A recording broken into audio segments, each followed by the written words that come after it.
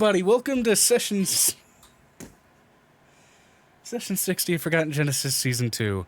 Honestly, great timing to start because now I finally have my shit organized. Good job, bro. I did try to get you going like an hour ago.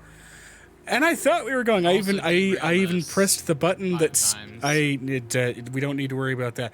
Like, I could have pressed the start streaming button at any time before we even started. I even pressed off of the pre-stream button, and I had the stream preview up, but I had other windows covering the control buttons that showed me when a stream's even. Good job. Okay, so everybody, we're, in terms of the start of the actual stream, about an hour late. In terms of the actual setup for the stream and everything like that, not technically an hour late, because we already got through the roleplay questions and all that. It was all about, if everybody had their characters quickly level up and had to multi-class into a class that they did not already have. Clarification, class that they did not already have.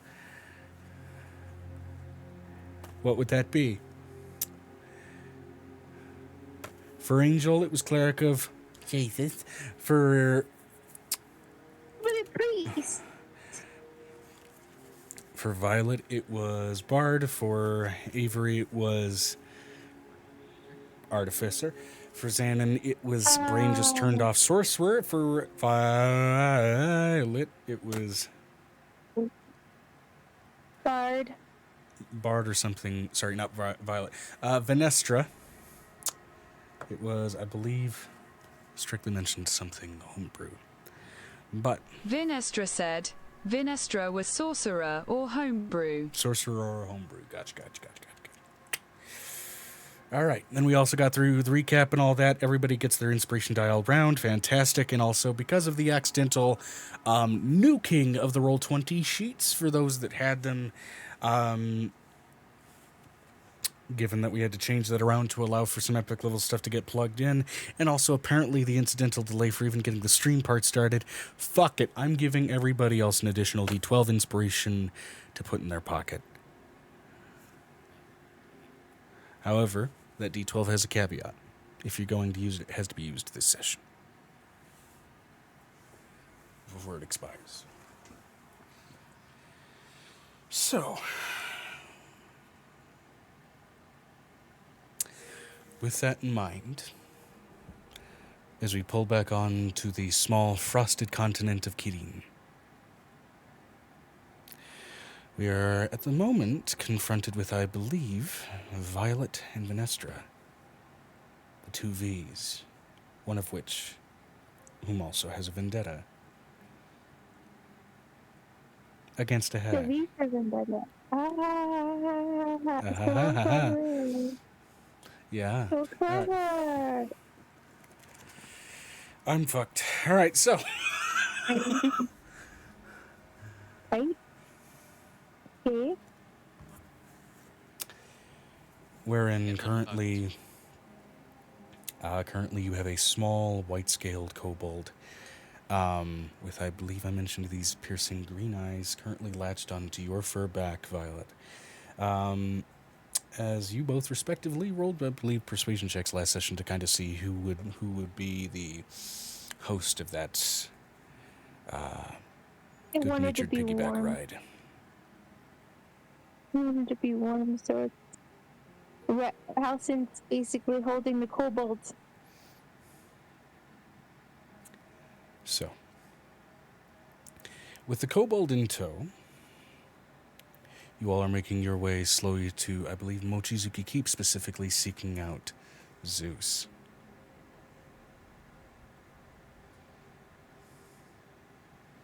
As he does have experience as a psionics wizard and might be able to peel over for memories.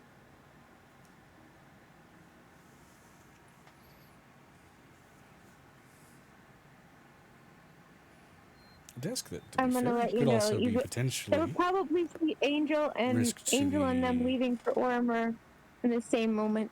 That would probably have been when they got back. Yeah. A task that, to be fair, could have also been potentially granted to the admittedly less experienced in that department psionic sorcerer of a sort who has already been sent off on vacation. But with lesser experience does come some risks in mind, but I digress. He's a master wizard. We wait till Avery's more experienced. Don't give him that kind of pressure. He doesn't need that kind of pressure. I mean, he's going to be on vacation for 2 years. He might come back with the tool set. Maybe he just wants to make love and get in the hot tub. Vinestra said, 3 Also true. years. 3 years. It wasn't 2. It was 3. Oh, No, shit. 3 days. I remember. Okay. Yeah. Yeah. 3 days, 2 years. Well, 3 days, 3 years. They were Dragon Ball born on the rules. 5th. But I digress. They're supposed to have their birthday. We're coming back on the kids' birthdays. Oh, you guys are coming back on the 3rd day, not 3 days out. Okay, so it's 2 days coming back on the 3rd day. So like technically 2.5 years. Give or take. Hallelujah, we have risen. So That was... I just realized. God damn it. Was that deliberate? I don't know. I don't think it was. I doubt it was. It's coincidental. He rose on the 3rd day. Yeah, that's what you said. That we're coming back on the 3rd day.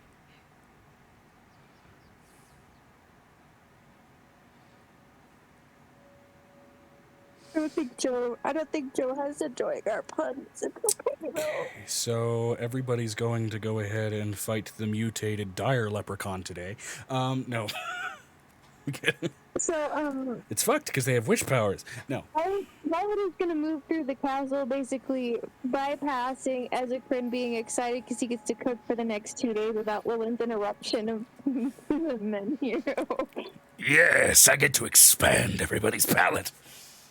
Not like that. No, you don't. As you all pass into the castle. I'm letting you know that this little boy, there would probably be a halfling going, expanding does not mean into what you think it means. Says you. But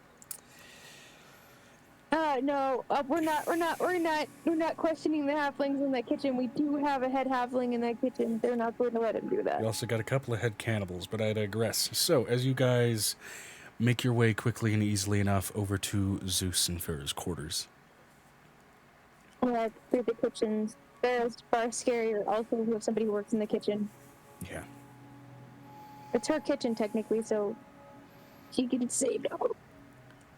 Passing It's through so and easy to passing go- by, you eventually make your way I'm to a letting you fairly large door, still shorter by comparison than you, Vinestra, as you are incredibly tall, but still at least close to what you would consider your standard of height for accessibility for taller folk, even from the world that you're from.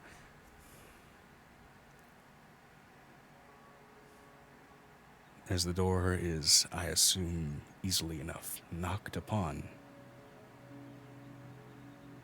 It's gonna take us a while to get back to the room, considering it's like a long hallway and then another long hallway and then another long hallway. Right, and I'm assuming... Unless you guys But we want to would walk do and it- talk during the approach to that room. I'm going to let you know this is what a point where Violet literally walks past the kitchen, grabs herself a snack and the small child a snack, and then decides to keep on going. Totally fair. Looks at the kobold and he's like, what do you want to eat?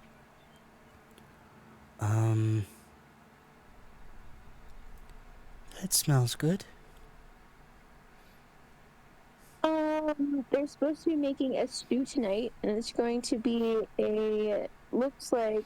Yeah, points Like a down at beef the still con- frozen stew meat.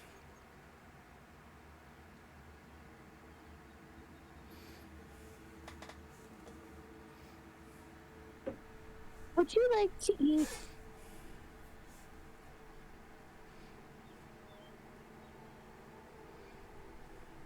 Do kobolds eat crackles?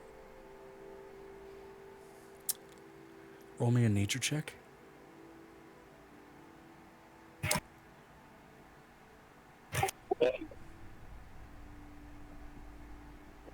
Great monsters! Oh my god! Sorry. Oh, okay.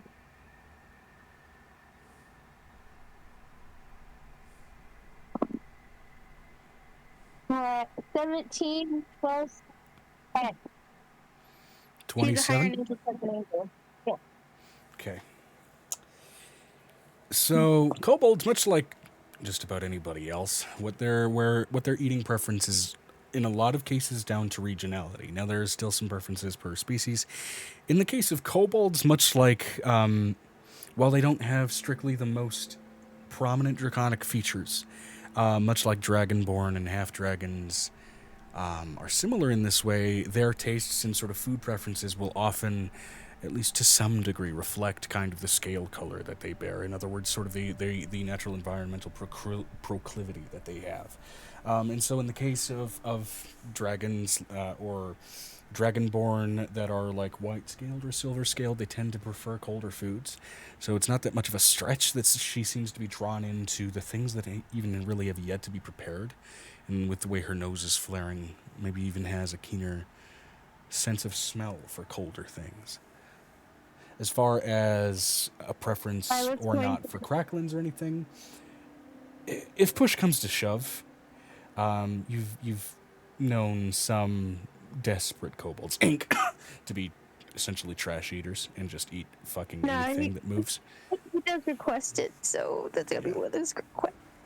So she's going to literally go into Angel's stash and pull out some ice cream and put 2 scoops inside of a container and hand it to this child. Full long-ass kobold snout just dives into the bowl and just slurps up the fucking ice cream.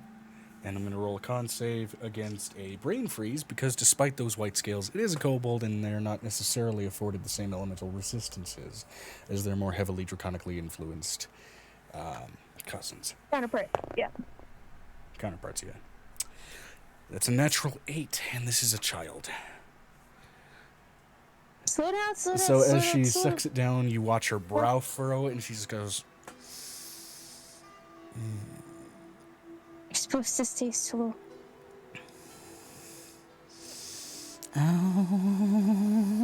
Vinestra said, "Tongue to the roof of your mouth, child." The tongue lolls out before sliding back in and just...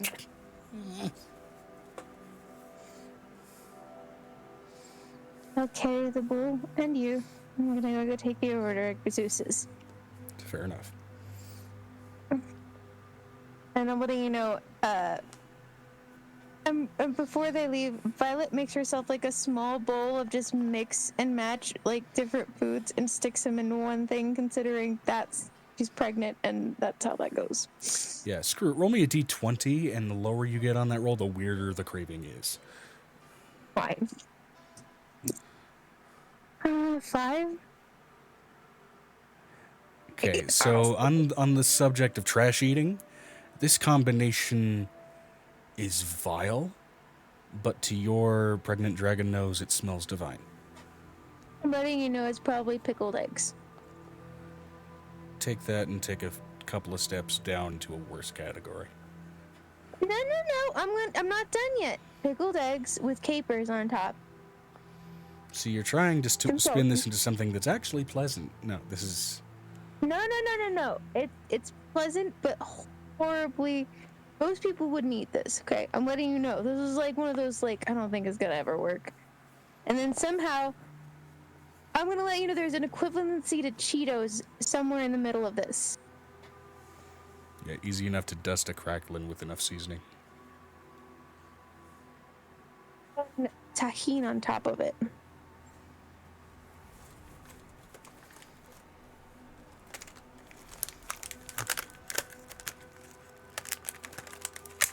And then taking a cooked sausage from this morning and sticking it in the middle. Cooked sausage. Yeah, okay. Vile combination aside, you all eventually do, yes, make your way to that doorway. As mentioned before, close to at least accessibility in height for what you're pretty used to, Vinestra. Although still a little bit short for your liking, but even where you're from, you're considered pretty fucking tall. Zeus, I know it's about time for at least for y'all to have your midday nap, but I think need to help this small child, or we need some help. Okay, you call that through the closed door? Yeah, she's gonna knock real slow, considering sometimes not knocking is a bad thing. Well, Farah's in the kitchen right now, so if there's any kind of bad thing going on, it would be very self-serving.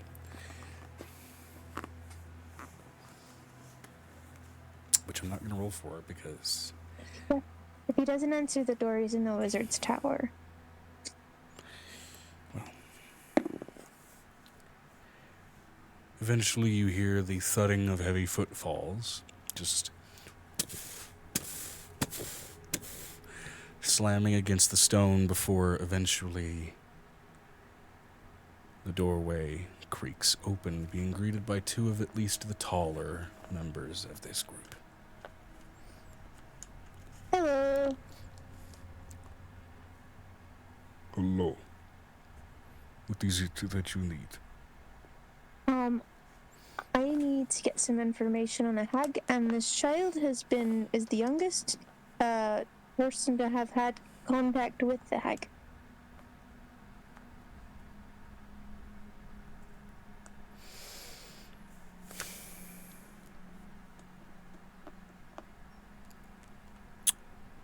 We are doing a memory dive on a child.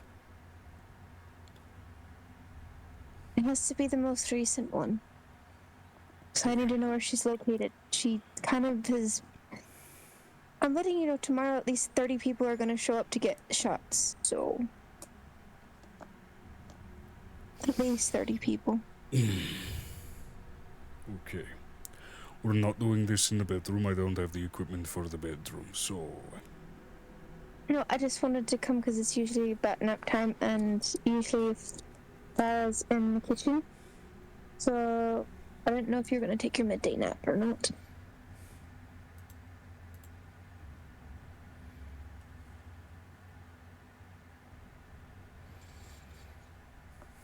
I was going to. But this is fine. He steps out, shuts the door, and casts Dimension Door on the door, just to be able to skip the walk to the wizard's tower. Come on through. And,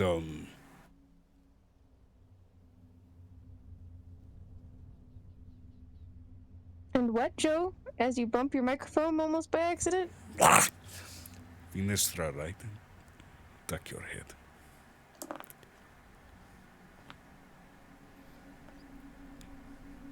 Hey, Amo, what doing? I'll be right there.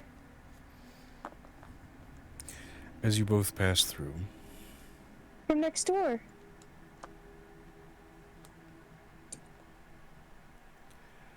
I will actually grant you this, at least in the moment of waiting for information. I believe you rolled the Arcana checks to, of course, inspect the interior of the book that you got from the Eton in the Abyss. Fascinating thing. Vinestra said, yes, Amira did that ages ago. Yeah, which for the most part, while most of them were introductory spells, basic shit that you would expect to see for cantrip work for just about any common wizard, there's also a number of pages in here that had entries kind of after Bob and Nob got a little bit corrupted, where it had sort of the intricate equations for initial spell work, and then it started to intermingle with what best you can tell is some rancid variation on hemomancy that seems to argue and twist and tangle amongst and within itself. And these are the spells, as I'm going to DM them to you here, that you find contained within the book. Some of the entries within it, recent enough that you can even still smell the sort of leftover iron on the entries. For some reason, it sent you page, I think, no, it sent you the pages in order. That's good.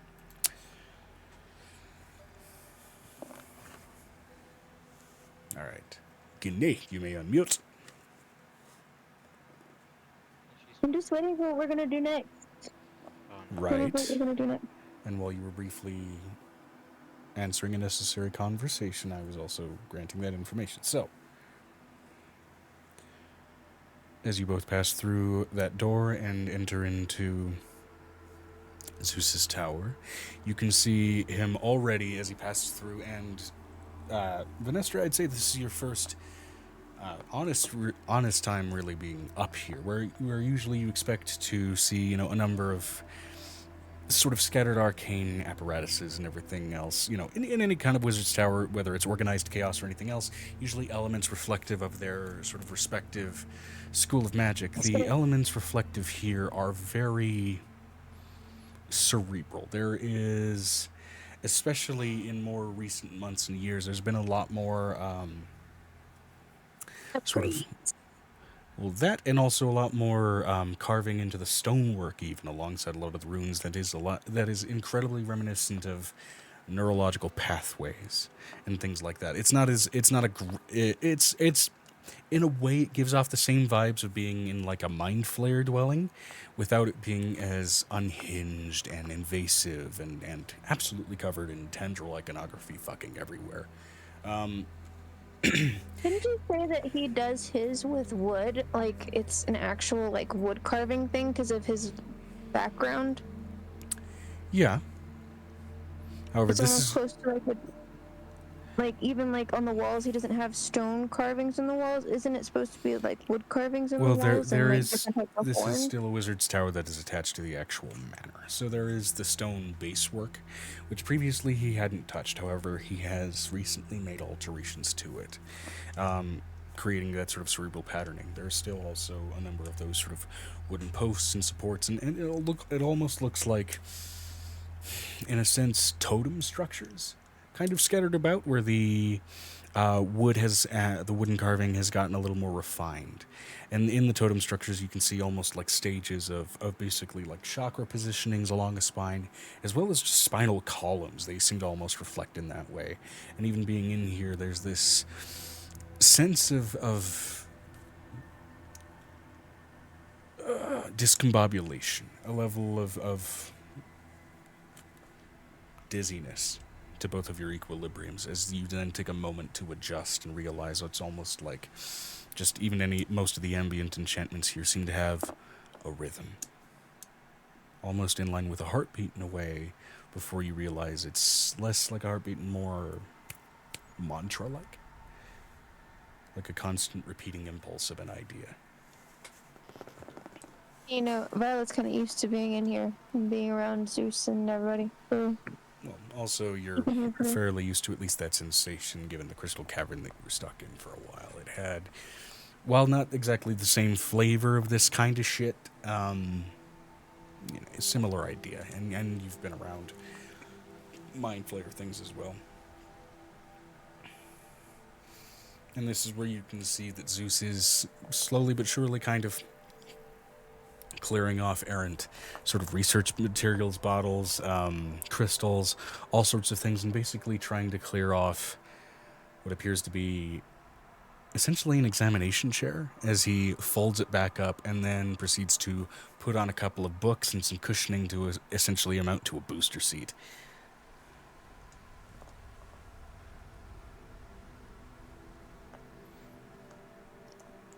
It's going to take a little bit to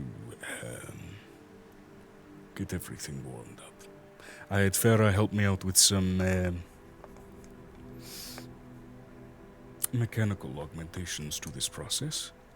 It is still a child's brain, which means it is underdeveloped and still developing, which means it is by its nature far more fragile when dealing with this kind of plumbing of the depths. But should I go get Angel so she can keep them calm? Are you not confident in your own ability to do so? Well, starting parrot. Did you not have a kobold in your companionship for a great deal of time? I did.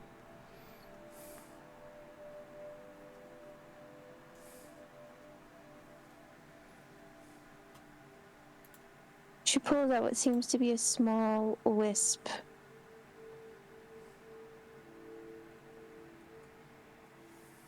Like a snow flurry version of a wisp.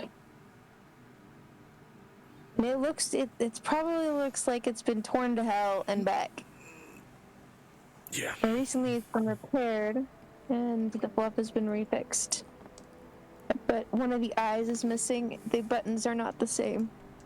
That are as far as eyeballs. I had Tavinius fix this for me. I can let you hold it while Zeus does what he's gonna do, okay?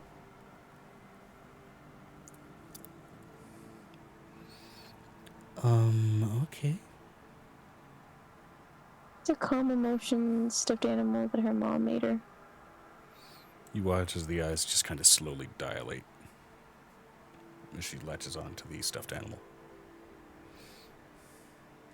Hello? Welcome in, Amber. Sorry. Trying to get baby to sleep. It didn't work. Gotcha.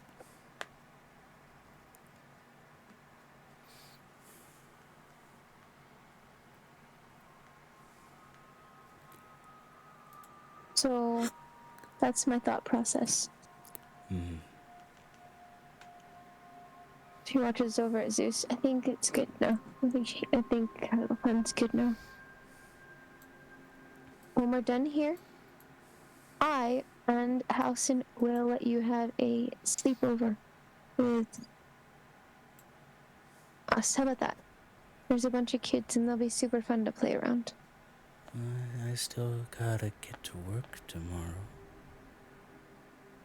Your friends are gonna come to work tomorrow. They already told you didn't have to work tomorrow.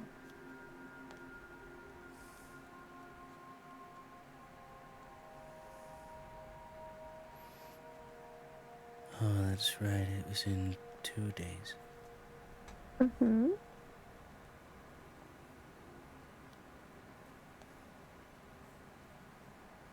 Okay.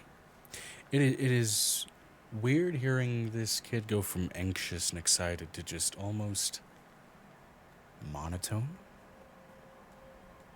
In a sense, kind of trying to think through what she's trying to do. It is very much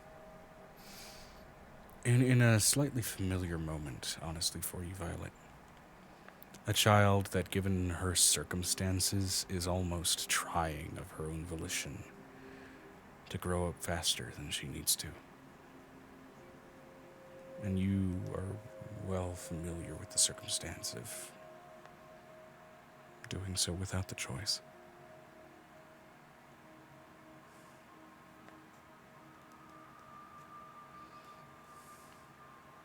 Tell you what. After this, I will take you to one of the shops and we'll pick out some new clothes. Okay. And we'll stop by the other store too. They make toys in the one next to it. And what thoughts does Venestra have on this?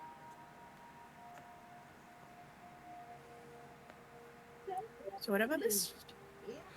About an hour of trying to get things fixed and set up, and then realizing I hadn't even pressed stream yet.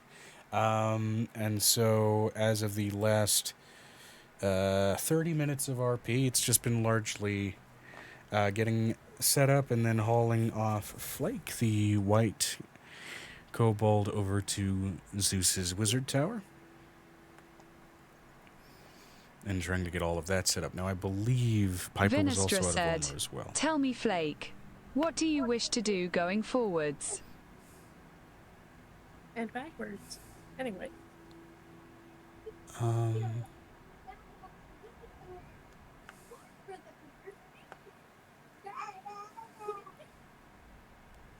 Baby. I wanna go to work and make sure that nobody here feels like looking after me has been a waste of time.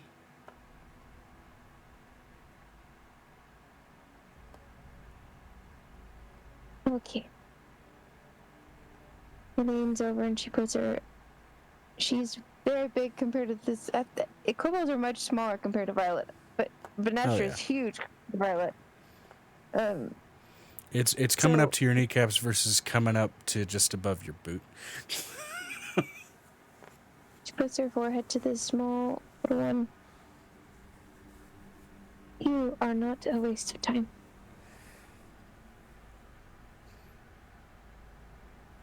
Anyone would be lucky to have you.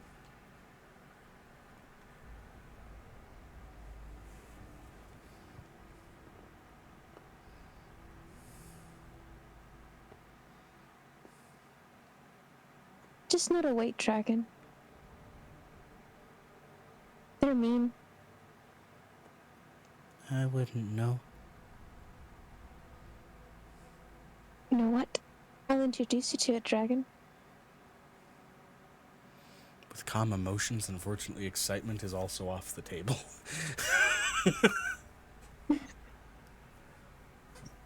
So, I'm going to let you finish this, and then I'm going to introduce you to a dragon. How about that? Are you sure? Of course. Vinestra said. V is going to side-eye Violet. She's looking over it. She's looking over at that. She's like, just let it happen. Just let it happen. It's like a whole thing. Just let it happen.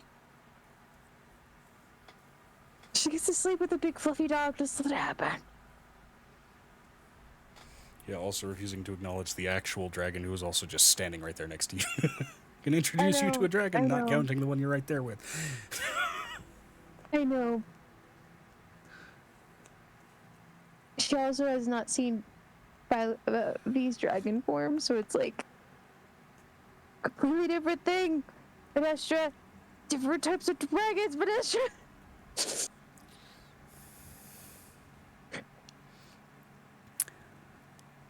Zeus walks over, carrying a few more sort of knickknacks, and it seems like largely a sort of child, if almost toddler-sized, set of metal brass bracework meant to hold someone very, very still.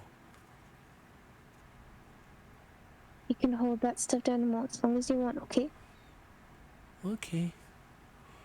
Took me a bit of time to retrofit this for a kobold, and also I had to come up with a little something to account for the ears. I had to measure on a glance, so I had to leave open some space. And he produces this sort of thick leather cap with, it seems like, extended ear holes and sort of ear sleeves meant to basically keep the ears in place and keep them from moving around too much.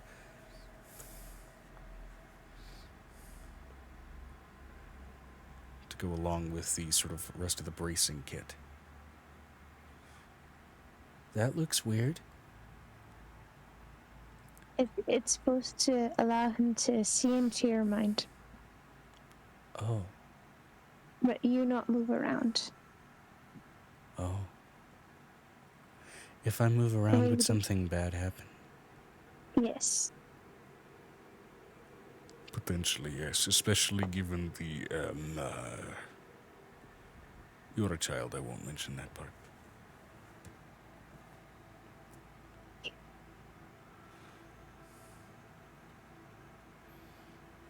It's gonna get you. He's going to probe your mind for the memory of the woman, what she looks like right now. And that way I can find her and I can make sure she can't hurt anyone ever again. Okay? Okay. No. Unfortunately, fair warning, in the effort to keep you still, and the fact that you are not big enough for the chair normally, some of this will be a little uncomfortable. Okay. The calm emotions thing is so disturbing sometimes.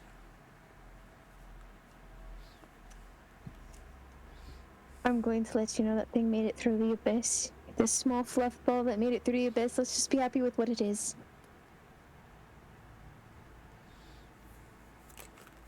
And he slowly but surely puts on sort of like basically this full body brass, looks to be almost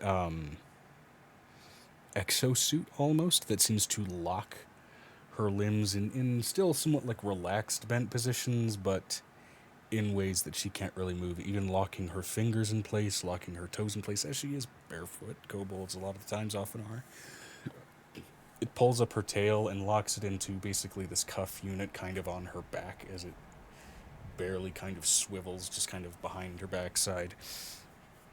And then he lowers this leather cap, gently pulling those ears through the ear sleeves and lowering it onto her head, and then clipping it in place like the most cursed bicycle helmet on the planet.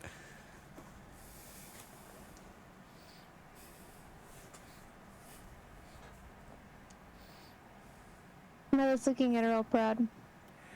And She's being now all proud. there is, as he finally pulls out the last couple of bits of the braces, this is in case of an emergency situation where, I don't know, we were under attack or something went wrong with the enchantments and the rest of this began to turn volatile. Taking this off also takes a bit of time, so as he unfolds on the sides of the braces a pair of handles. Faster way of grabbing her and carrying her along and getting her out of here. Okay.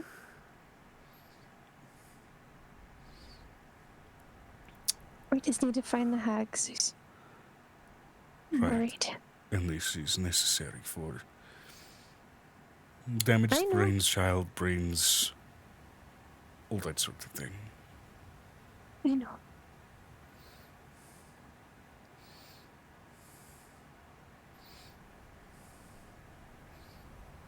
Oh, and finally, he gets out a bite guard, which you can see based off of the sort of uneven outside, was likely a much larger piece of essentially mock rubber that he had to quickly cut down to size and shape for this child.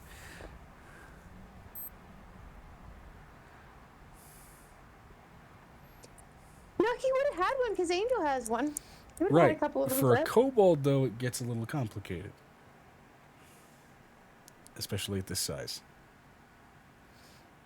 You're going to need this as well. Thank you, Amo. It's good. It's good. It made me a quesadilla. Vinestra said, OOC, why not just do what they do with Crocs? Yeah.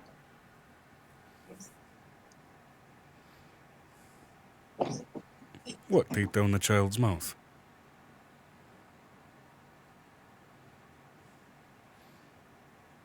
It can get dangerous. He leans into you real close, Vinestra, to kind of whisper this to make sure he can keep it out of the very large ears of this kobold. Because in doing this sort of psionic magic on a child, you are basically playing with the electrical impulses of the brain, where you would usually strap up or tape up a crocodile's mouth. That does not involve... That was out of character. Ow. Okay. That's why.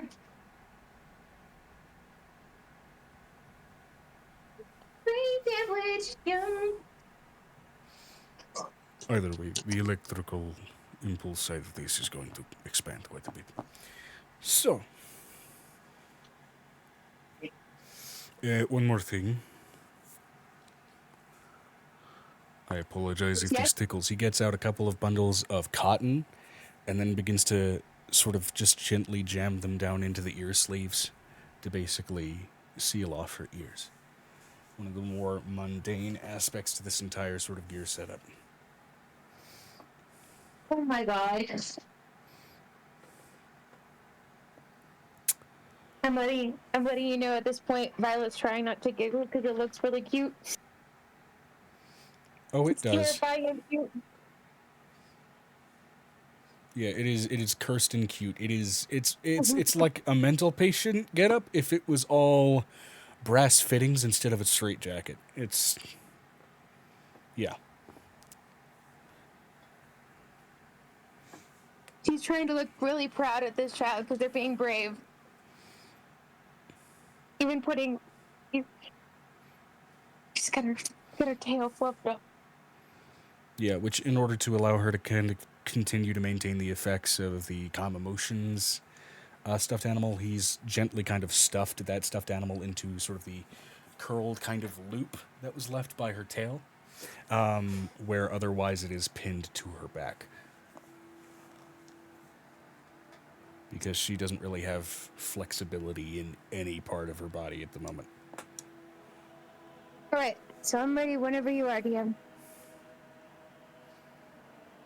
I was describing. Oh, okay. I got really comfy trying to get my food ready. But yeah, the calm emotions doll is still physically pressed to the little kobold. Although through the loop in her tail, where it is otherwise currently kind of affixed to her body. Do any of you have a good means of illusion magic recording, documenting this? Violet pulls out hers. Well, this is Vinestra said, Amira would raise a hand. good. This is an intensely invasive type of procedure. But you do have one in your company, this Avery, who has some proclivity with psionic magics. From what I know, he already got sent extra planar-wise, so documenting this for him to look at later. For sort of the non-combative applications of his magics. Might be good. Also know how to open this.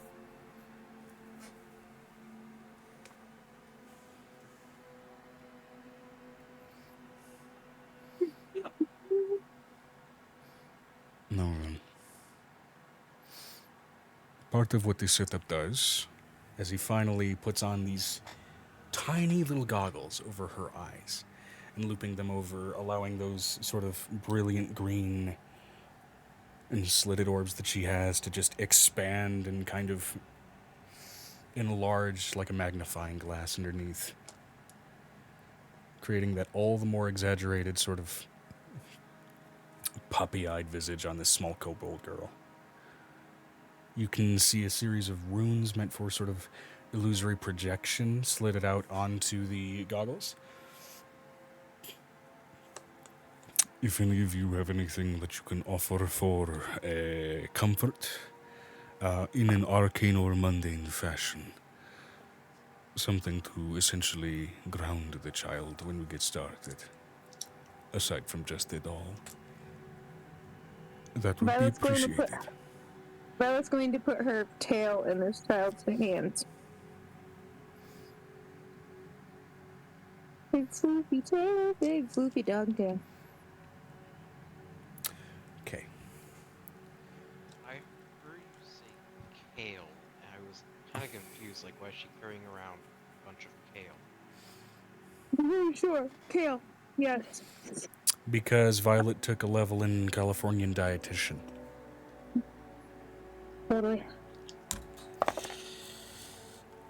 Okay, I'm gonna need the two of you to roll percentiles real quick. Please don't say the K word in front of the guinea pigs. What about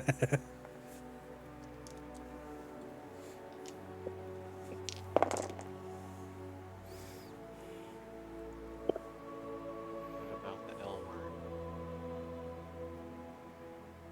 We don't say the L word, Avery, in front of the guinea pigs. Tomato. E word. So 78? 78, and then from you, Vinestra.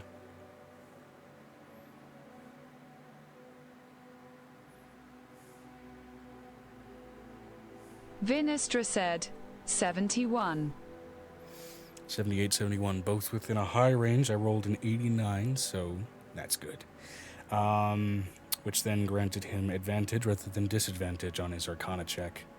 Because child brains, again, get to be a little bit volatile. With that advantage, he did get a natural 20.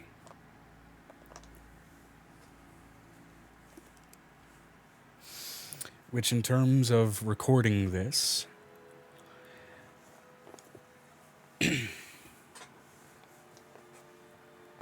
What this may grant Avery access to as a ritual, and in sort of terms of a medical procedure later, after studying it enough, this is called a recollection dive. Recollection. You said that I'll gain access to that when I return. After studying this recording a good bit, requires a subclass or basically an expertise in the use of psionics magic. Since you are a aberrant mind sorcerer, you have a psionics magic subclass. So,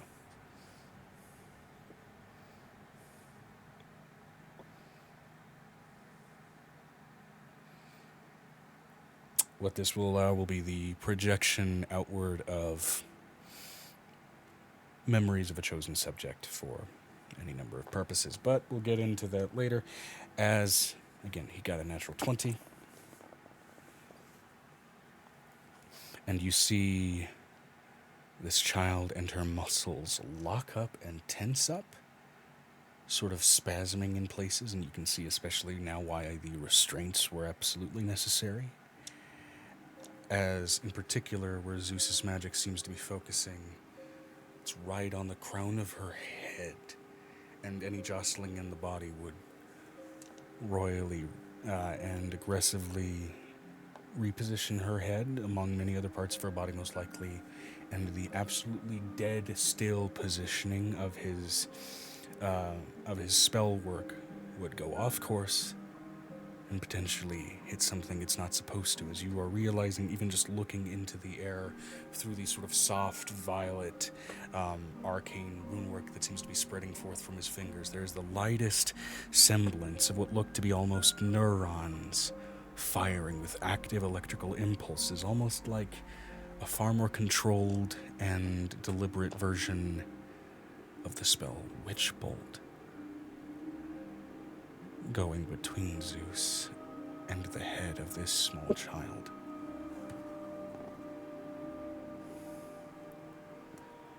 As you can see, even with the Kamamushin's doll, this child bears down her teeth, and you can hear the light squeaking of primitive rubber into the mouth guard before those brilliant green eyes light up and spray out a significantly sized, looks to be almost 10 by 10 illusory display of her memories beginning to peel and rapidly push backwards.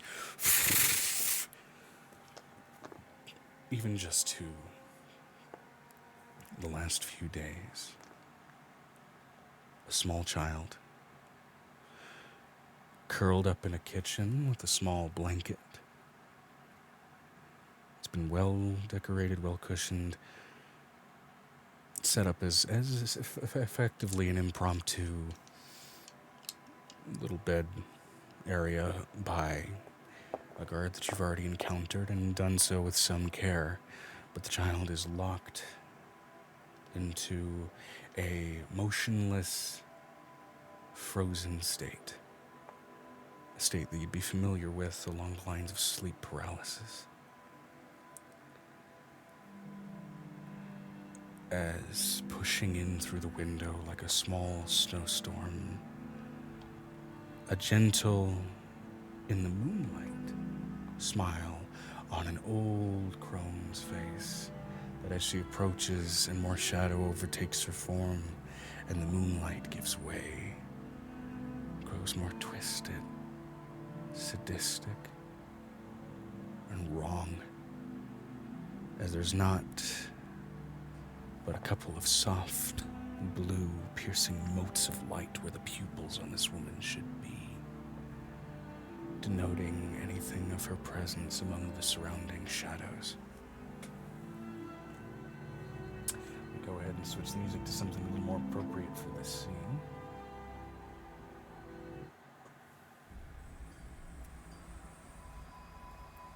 Sweet little one, I've come for more of your shit.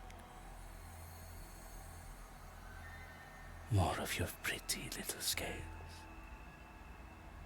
You can hear the child's mind jolting, rejecting.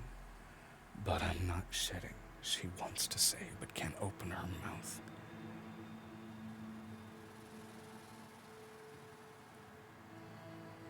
Waking nightmare as you can feel her wanting to curl tightly around the blanket, wanting to curl in, wanting to hide.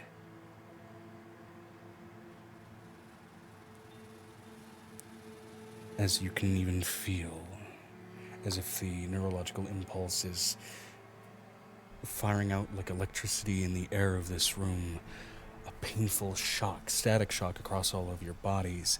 The moment you feel this woman reach over and rip a small spine from this little girl's back. Peel off layers of not yet ready to shed scaling. As the soft white scaling turns pink with agitation and tenderness. Still a soft, almost lullaby-like humming emanating from this hag's voice. Soft, rhythmic, lullaby-like, soothing and haunting. And yet your brain loops back to lullaby and soothing every time you realize there's something wrong with the tune. Back to lullaby and soothing, back to lullaby and soothing. Wrong, lullaby, soothing. I need you both to give me wisdom saving throws, even just hearing this through the memory.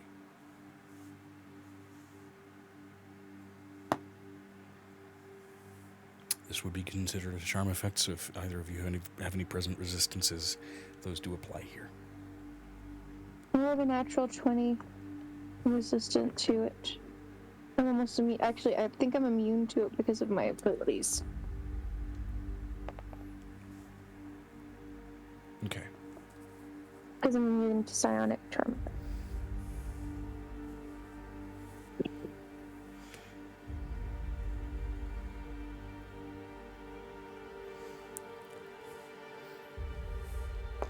And for you, Vinestra? Vinestra said, Nat 20 plus 9. Okay, both of you got crits, so both of you are fine. Still, however, feeling that sort of radiating shock of pain, and then this also sensation that translates to that warm sensation of pain, like after a bad sunburn and you peel off a layer too deep after it's already coming to peel up. And the nails. When you cut a nail too far, that sensation rocking through your brains. As a fingernail and a toenail are taken. And that She tells you to stop. we have to keep going. We haven't gotten the good visual on her yet.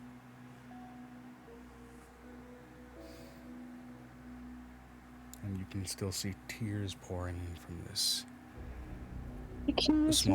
from behind the small kobold girl's goggles. She puts her hand on him. Use me. Excuse me. My brain is made of amethyst. Use my brain. It's already going. I'm sorry. You see those long spindling fingers reach in toward her face, and you both manage to feel this only superficially, feel that rocking, horrible shock moment of a blow to the face. A horrible, painful headache that rocks through your jaw, through your skull, as you realize and witness this hag pulling away with a slightly blood-soaked tooth. And it's only after that you can hear in the dream the slightest grunt of pain coming from the girl, even despite her paralysis. Please. And that is enough for an all too familiar guardsman now to come charging into view, and despite a complete lack of comparative ability to combat such a being, shoulder checking this hag, knocking her off her feet and spinning her face back into view of the full moon, and you get a full visage, wrinkles, eyes, curled and split nose, where you can see almost the inside sinus cavity, and these badly hooked and beaten teeth as she turns with wicked hatred toward the guardsman.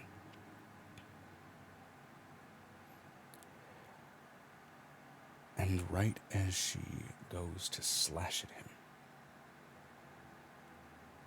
he holds forth a holy symbol out of sheer hope, prayer, and concern. And what causes her to recoil, seeing it in the moonlight air, is not the holy symbol, though this man may believe it to be later, but a small pink snowflake touching her shoulder, as she recoils and spins off into the night. And pink snowfall begins to cast down past the windowsill. And the vision ends.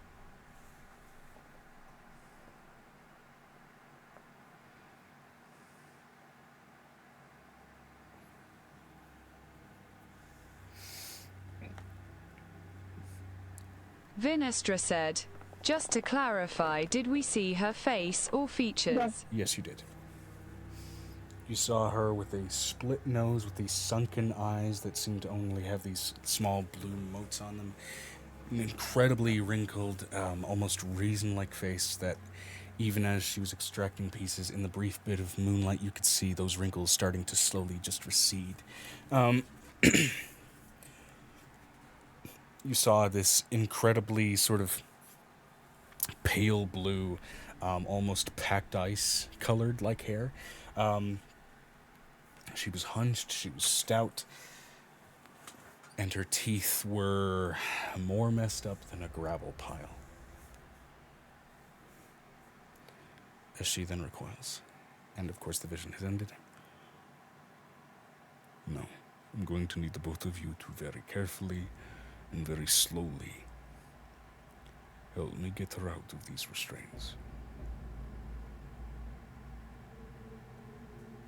It's gonna use telekinesis and it's gonna open. You're just gonna rip the restraints off? I'm gonna open the restraint so she can fall out of it. Okay. So it is still a series of complicated mechanisms, so go ahead and give me a sleight of hand check even with telekinesis.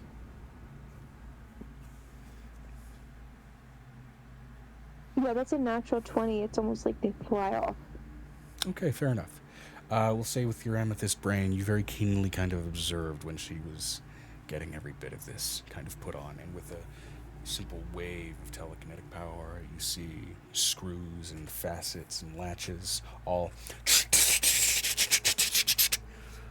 rapidly come undone. The child hops down, and as she does, unfortunately, as her tail comes loose, so does the stuffed animal.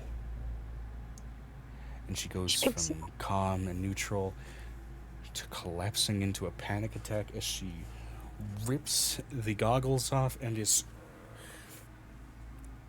freakishly,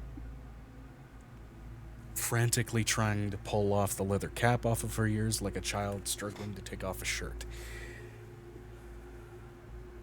She puts the tail inside of her hands.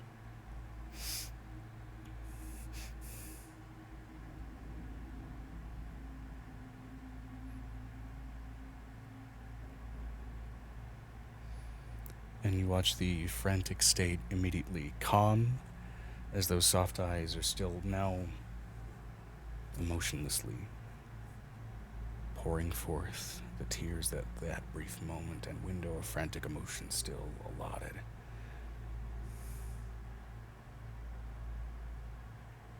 Do you want me to show you mine since you showed me yours?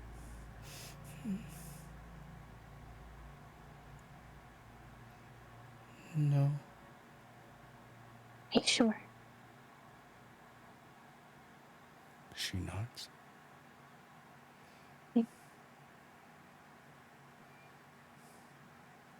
She's never gonna touch you again, okay? Ever.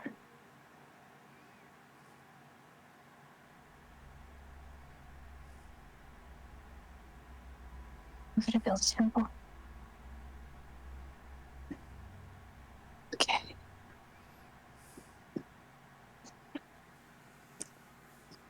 Looks up at, oh my god, hold on.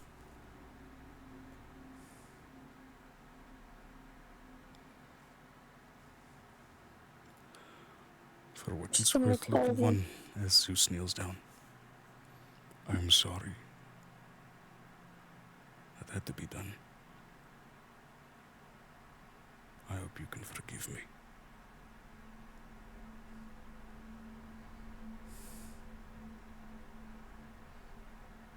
Even with the calm emotions, stuffed animal up, the small little kobold doesn't really respond to that.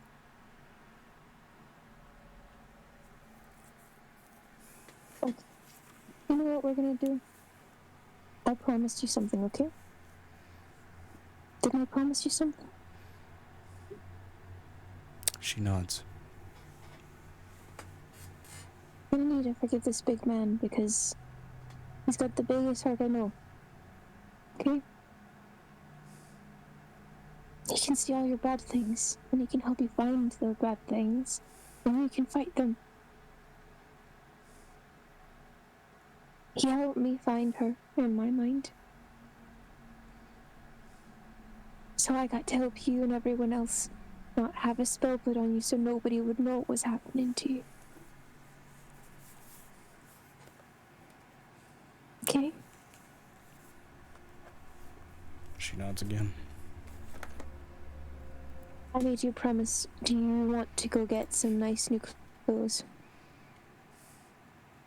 She nods again. Now, if you hand me back that stuffed animal, you can show me what your emotions are, and you can just hold my tail. And we'll get you your own stuffed animal. How about that? She nods. One thing that may be uniquely frustrating for a child is not understanding why their emotions can't be expressed. Can I have the stuffed animal real quick? She hands it over, and you both witness again this sort of dam of locked-in neutral state just break as this small little kobold girl just curls into a tight ball, and those ears fold back and curl into the ball even further. She puts her tail around the small creature, lifting her up and putting her in her arms. Just winding her in the tail like it's a baby carrier. And you can feel her shaking.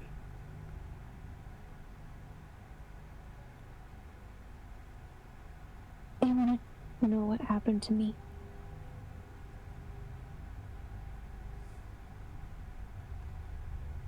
She shakes her head.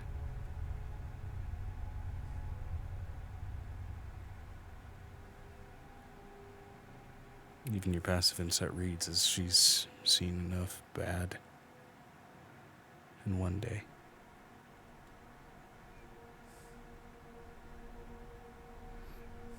How about I show you all the good things that I got because of it?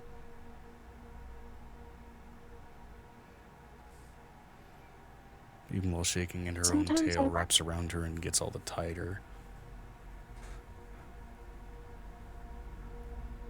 Roll me a persuasion check. She's gonna whistle into the air for Archimedes' puppies, because the puppies come whenever they're whistled for. Vinestra said, "A few questions. Did we see if any of the hag's items, blood or such, get knocked free, and did we see where it occurred?"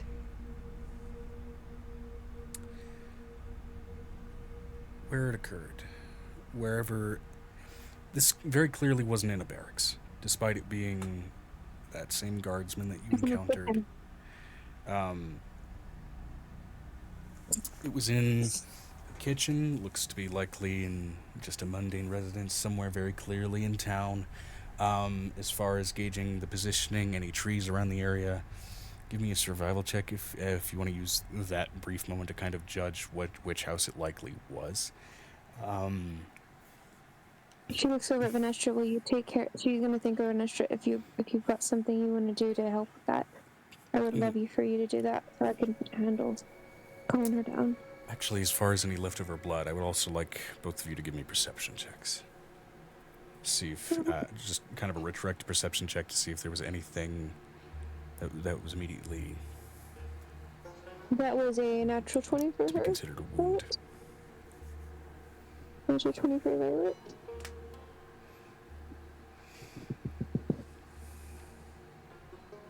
Which makes it a 27? 27? 27, okay, and for Venestra? I did ask both. Vinestra said, 33. Survival nat, 20 perception 36. Okay, both of you incredibly high rolls. As far as the perception, you recall in that vision after that guardsman shoulder checked the hag and kind of shoved her back toward the windowsill, you briefly recall her arm catching and scraping along the window latch. She looks over at Venestra, knowing that Venestra will go back and get the evidence. As far as the survival check, gauging for positioning of any, visible other buildings, just to kind of gauge proximity and which building this likely was in.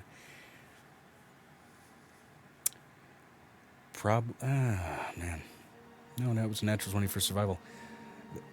Likely, actually, the third house down on the left, about 2 blocks away from the tailors, which the specific tailors would have been that you guys went to.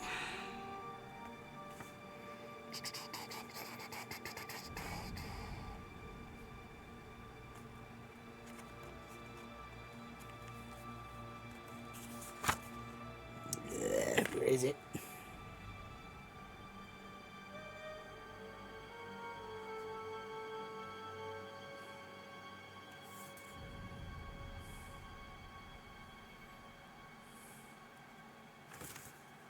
Okay, for some reason I'm not seeing the name of the tailor in here, which means I might have written it down digitally, so we'll say it was... There are 3 tailors that live in proximity. Right, I was talking there's about the actual 5. name of the establishment, so we'll just go with the actual the restaurant nearby, which was... No, you're talking... Yeah, the restaurant, the Frigid Cockles. Still not gonna get over that. I'm calling my blanket. Vinestra said, I, V, and Amira are both going to head out to go gather said evidence.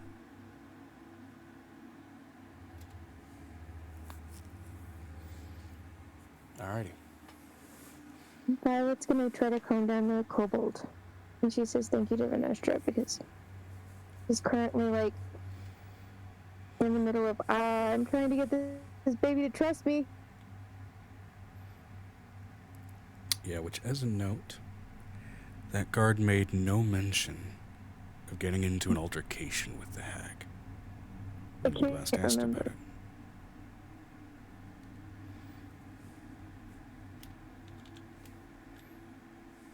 So I'm gonna whistle for Archimedes' kids, considering they're usually running around the castle right about now. Rather lunchtime with the truckers. Excuse me.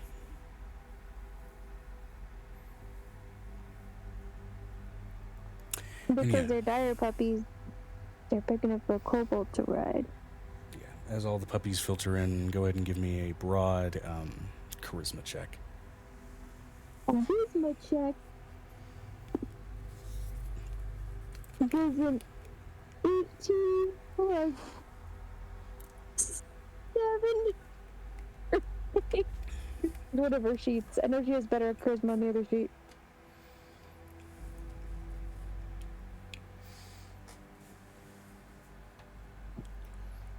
All right, 18 plus 7. Please. Under my blanket, we're attempting it right now, guys. 25. Yeah, easy enough. She does seem to open up a little bit and kind of fall out of her panic as the puppies start to filter in. Kobold though she may be, child she still is, and children and puppies are match-made in Pampers Vinistra heaven. said, "Be right back." Absolutely.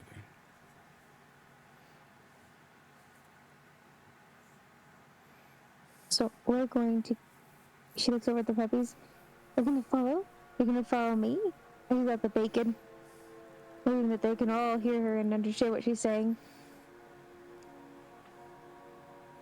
Oh yeah. Now, actually, I think we'll take this as a good opportunity to actually go ahead and Let's shift switch to the other party. scenes. Yes, shift parties. Yeah.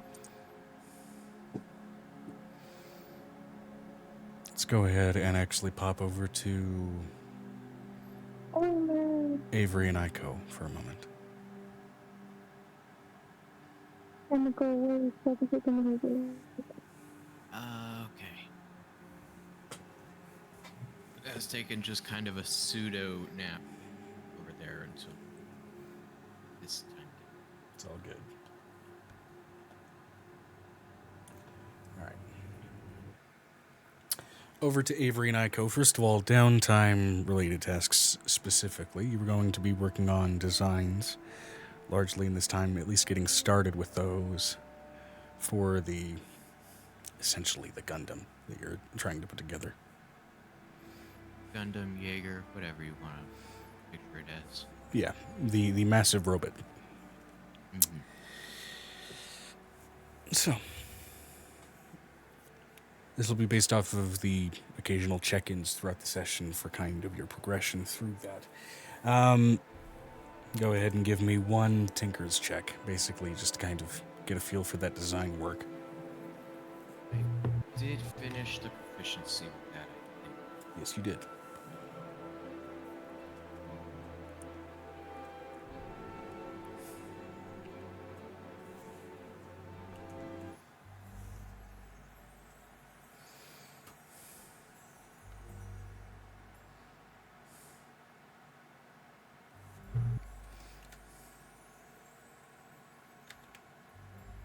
Now, what are the rules for proficiency? Because I'm like 4 levels behind. +7. +7 instead of +6. Yep. Okay.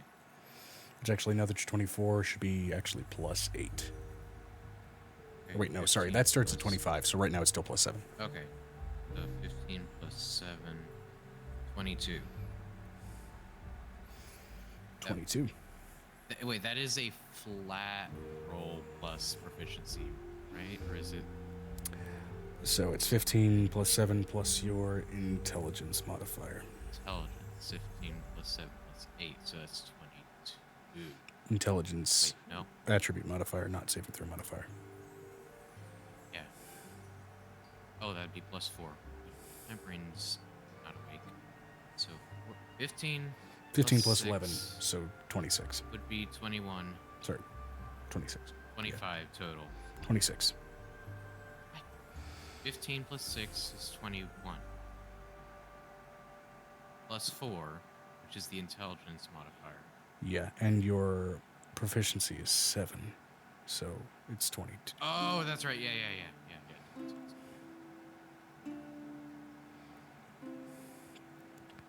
26. Making some decent headway in what amounts to be, even just in the brief couple of hours that a kobold was getting. With those rolls, thankfully not tortured. What amounts to still be a couple of weeks in Ormer working on getting a feel for those designs. Between, in terms of your actual pilot ability, and also general potential augmentations to Aegis as you're going along.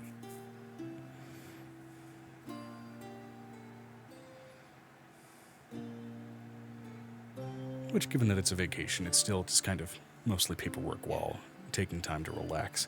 Anything, I should say self-serving, I suppose, that you're going to engage in. At least in this sort of initial stretch. Mutual serving. No, fair enough.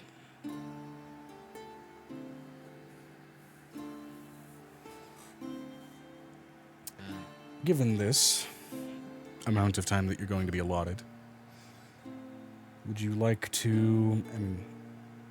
some basic training is allowed during vacation stages. I would allow, technically, training toward proficiency with performance checks, so to speak.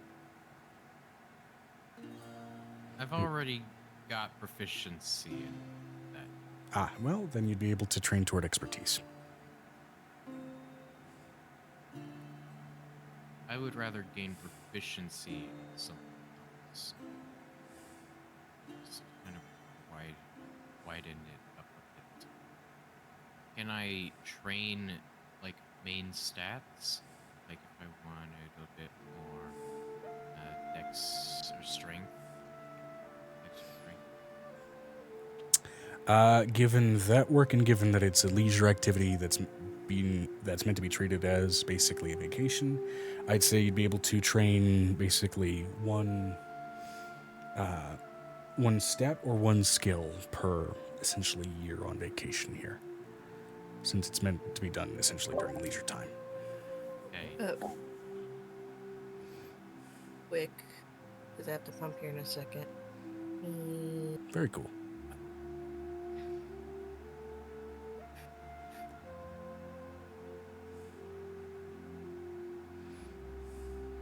Instead of increasing a stat, I could just increase the related skills. That would probably be more effective. Vinestra said, as a friendly reminder, we also have a group training session planned to all get con increase. Yeah. Okay. But I would like to improve athletics and Yeah, which is a benefit as far as raw stat increases. Bumps to Constitution and mean more HP. Bumps to Dex mean more AC. oh, actually, instead of I want to make a dex. Can I get proficiency in dex saving? Saving throws would be a completely different thing. Those usually Okay, I involve didn't know. actually taking the resilient Resilient feat. feat. Yeah. Got it.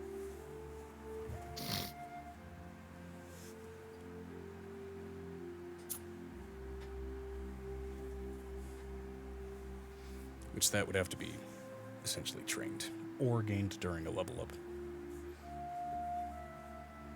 Which training for feats has to be done by another character that has access to that feat. I don't know what I want. Which I mean vigorously pushing one's body to be extra flexible does seem fitting. Yeah.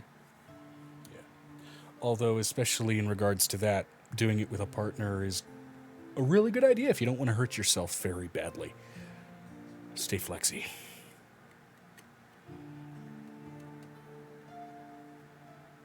Hence Yeah, I why, don't especially know. with something like that, it's getting trained by somebody else. They call him the human constrictor. Yeah.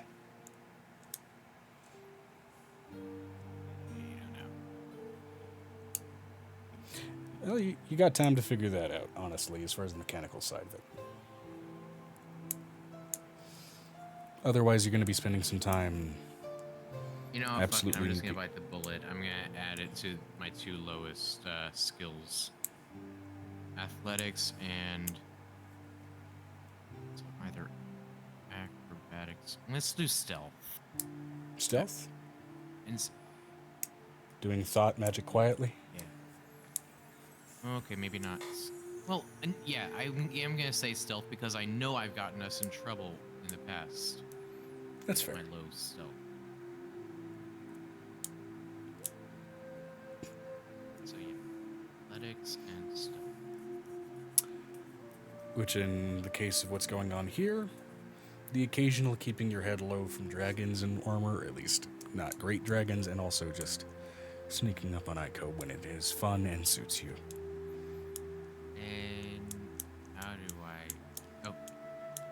skill proficiency level. Surprise, butt sec. No, I'm kidding. Surprise groping. Within consensual limits, of course. But of course, is that anime trope of the friendly groping. Yeah, we're not going to dwell on this too much. So,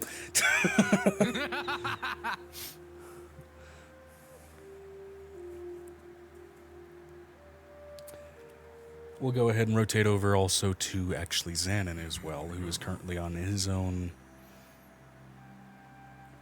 Honestly, well, I don't know if it's necessarily a vacation as much as, well, I don't know. We take vacations in our own world, so even taking a vacation here in a location like this in his own world would still be considered a vacation. So, Xanon, what are you going to be focusing on, at least insofar as these sort of first few weeks of your stint, kind of going into essentially that first year spent on this vacation?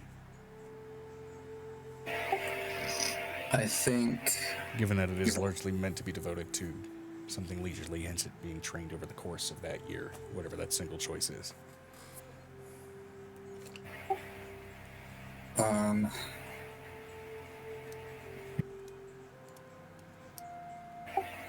I think, I'm not sure how big this place is, but I'd probably visit my sister's grave. Okay, you're going to take some time to go that far out of the way. I don't know how far that is. Now, remind me, in terms of backstory, was she buried amongst your clan, largely, or was she buried kind of away from that area?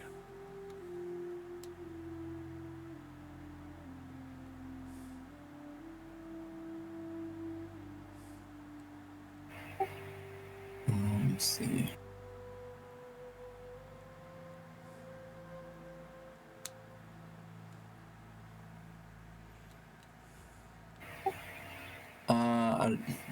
I don't know. Doesn't say. Oh, okay. Give me a high or low. Hi. High, all right.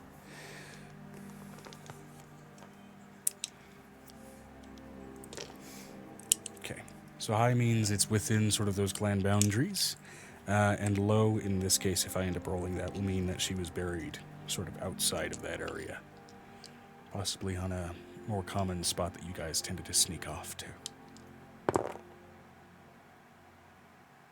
Okay, that is a 28.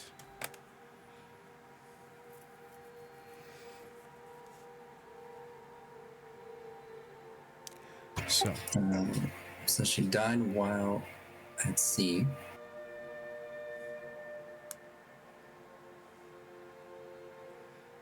gotcha. Yep. Okay, yeah, now I'm remembering. Yeah. So yeah, her burial site, by which I mean her memorial site, I should say. You venture pretty far away, actually, from essentially Ryu and all of their estate. You know, with some of the more familiar accompanying you, given that currently you are in, at least to some degree, a self-imposed exile from your kin. And you come to this sort of old little cove, this sort of small coastal cave. There's a lot of, dead corals and things here.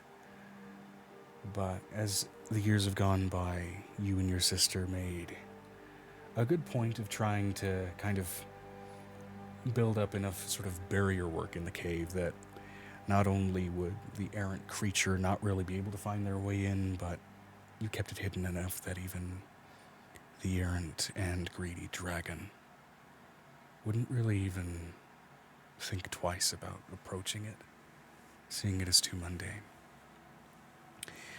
But climbing inside, carved into the rock in Draconic, a small little shrine built to her of much of the coral and some of her own effects. Tucked in, getting a nice, beautiful view of the coast and gathering storms. Hidden from you.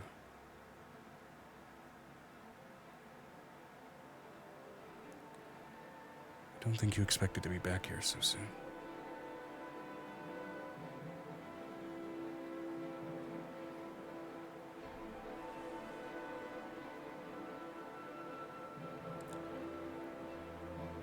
How is Xanon feeling about sitting here at the moment?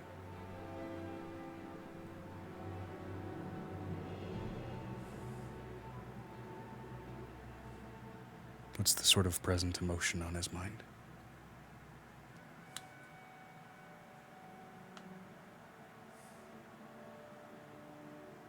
I think right now maybe feeling nostalgic. Nostalgic.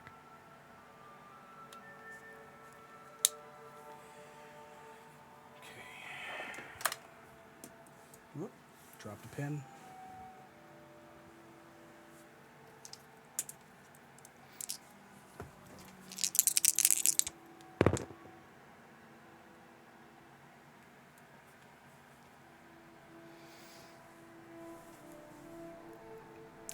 The gravesite hasn't been touched since you were last here. Even weather, it seems, hasn't really had much effect on the place, and you know how much time dilates compared to being in the material plane, where you've been gone for a number of months. It's been decades in here. Dust should have gathered. Tracks should have washed away. Soil should have made its way into coastal wind drifts.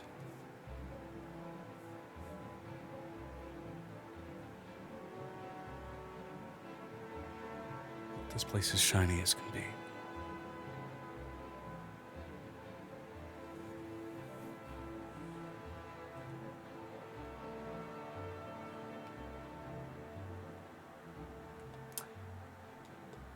And actually,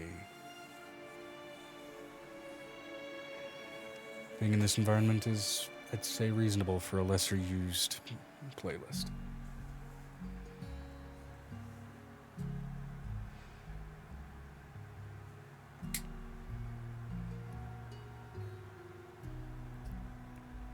It does strike you as odd how untouched the place is.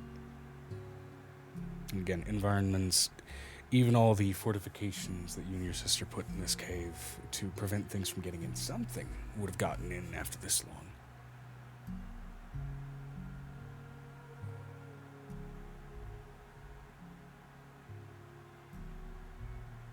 And still there's that shine that strikes you. Shine to the cave. You look up, and that sort of trick of the light that you had with your sister in this cave, where occasionally, if the sun caught just right, there would be an almost iridescence to the interior. That iridescence is the only thing that's changed in the decades that you've been gone proportionately, though months it's been in the material world. It's more expansive, more extensive, more reflective in here than it was.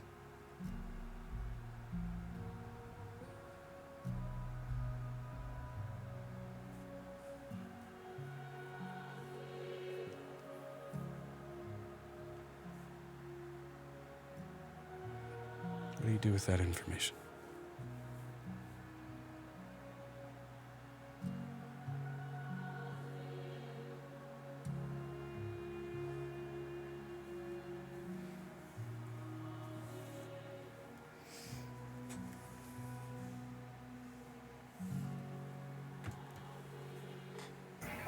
I don't know.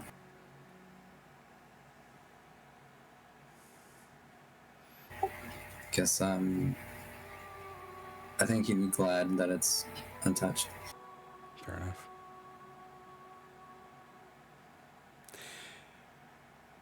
You know, given that it's not an active focus, I will... Despite the amount of time you're sitting and relaxing in here, I'll allow it to be sort of a potential passive acknowledgement. Give me a nature check.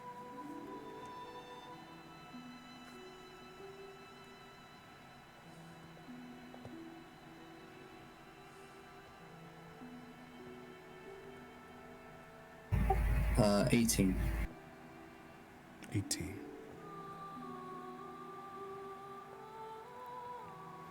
You sit there for a time, just taking it in, relaxing. The mid-afternoon sun slowly curling into a soft sunset. Blues turning to oranges, to pinks, to reds, to eventually a soft indigo with barely that leftover curl of orange on the coast and on the horizon. And then there's that brief flash of green that happens just as the sun curls back over against the coast water. And it flashes across the interior of the cavern. And in that beautiful, soft moment, it hits you like almost like a childlike realization. After studying a book and realizing just what kind of rock you've dug out of the ground. The inside of this cave is a massive and incredible Amazonite. The bits of it still buried in rock and sandstone, curled away with time. You realize the fossilized remains of some incredibly old, shell-ridden creature of the ocean, massive and incredible in its scale.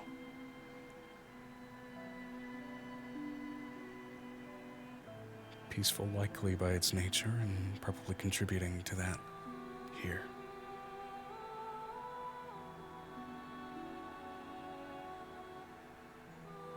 It's a fun oddity.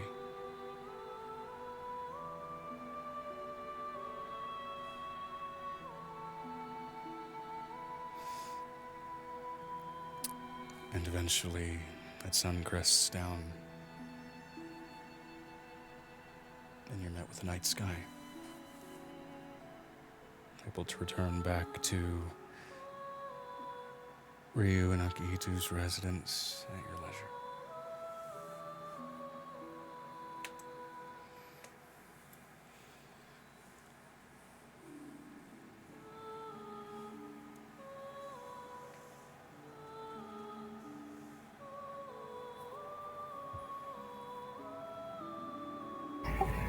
Okay.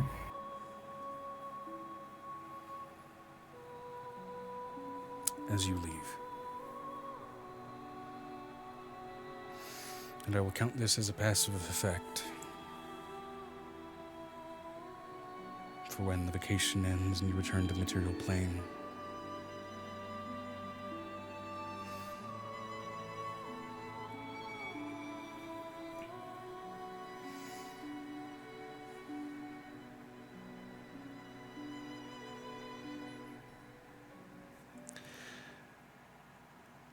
Smile from beyond.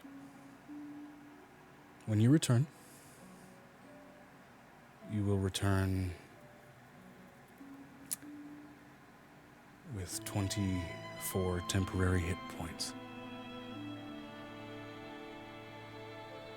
Slowly but surely, that fortitude seeping into you with every visit over the course of this vacation that you have made and will make to this site.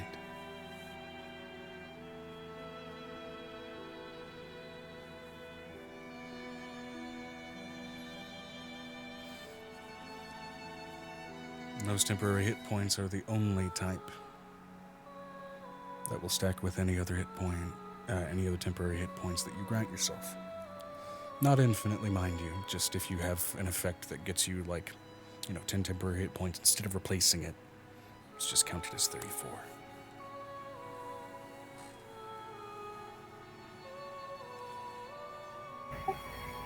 Okay.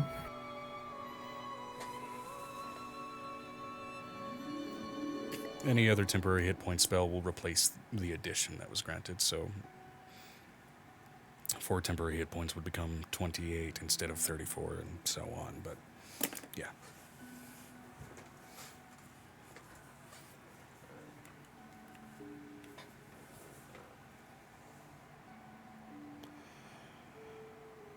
And I think with a moment like that, I think that's a good spot for now to go ahead and call the BRB. Quite enough as it is.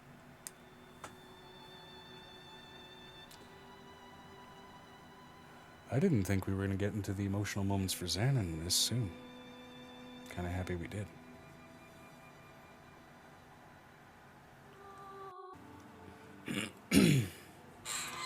Okay.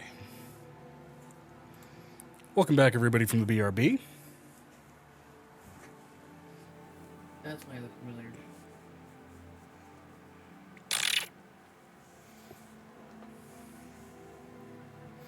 Megan, are you there?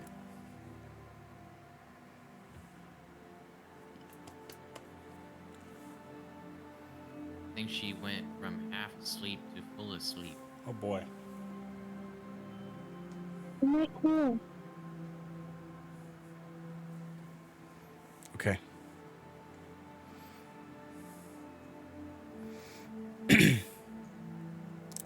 So now, we're going to go ahead and touch on Angel and Piper.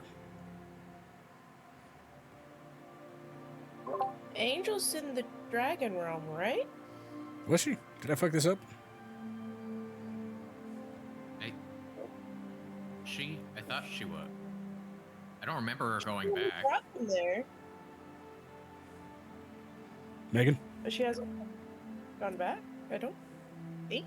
Oh, I'm right here. Remind me? What? Was Angel still in Orma? No, Angel's not in Ormer. Oh, Okay. so You she dropped the did go. kids off. Okay. I was confused. Okay. Okay. So yeah, we're on Angel and Piper. Mm-hmm. What were we doing? Well, we just did Violet and Vanestra. We just did Xanon and Avery. Now we're doing Angel and Yeah. Piper.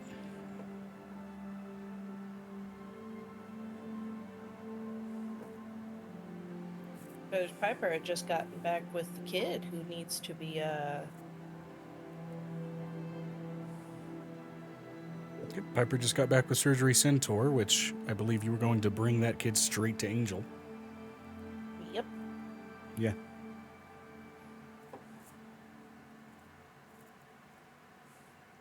Okay. So Angel is currently, I think, what is it doing?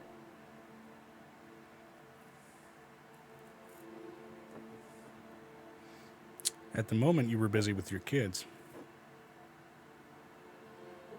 If I We're recall doing correctly. lunch right now. What? We're doing lunch right now, but the kids are, half of the kids are in school. Yep.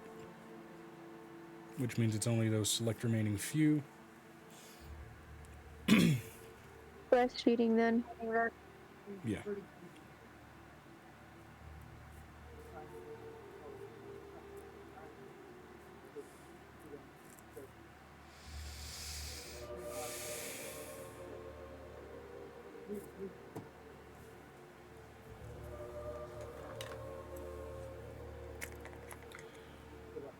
Right now, really?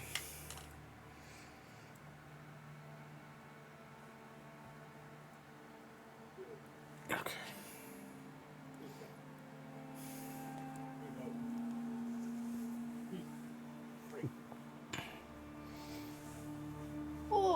Angel, here's your child who had to do surgery twice on. I feel a little hoopy. Little poopy. So does my mom.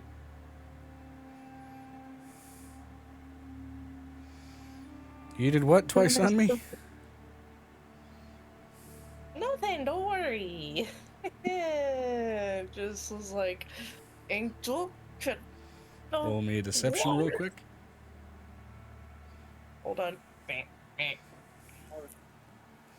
DC's pretty low because the kid's loopy as shit, but still.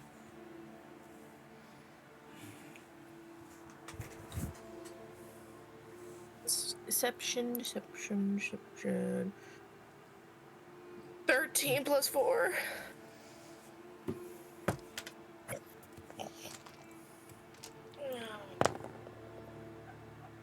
Yeah, natural 5.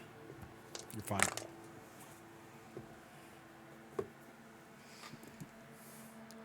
Nothing, don't worry about it. Okay. Alright, why am I... My back hurts a little bit.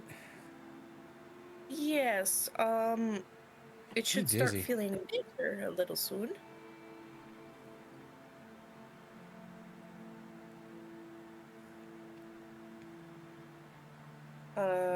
Medicine check to make sure nothing went wrong, I guess. Yeah, go ahead and roll it.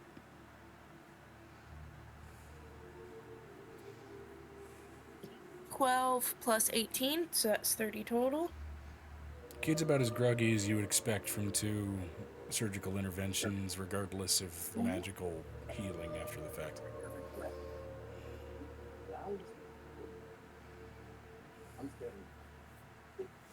Because even with magical healing, the body often has a tendency to remember what happened to it.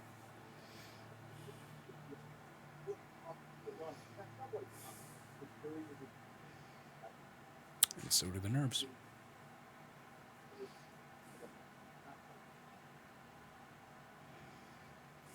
So he left? Or...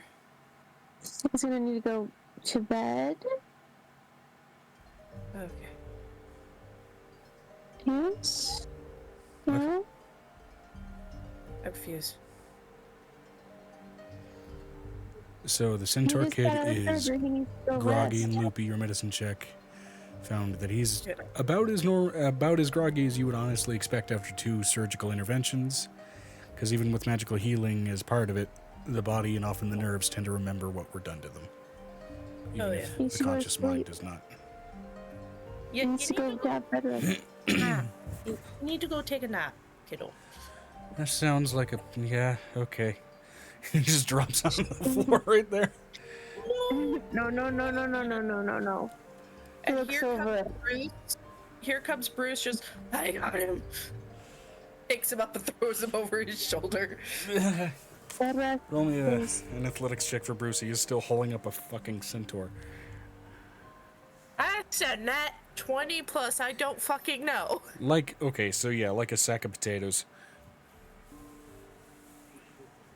And the kid's already noodle levels of flexible, so it's a very weird thing seeing a centaur have essentially the bodily physics of a Gmod ragdoll.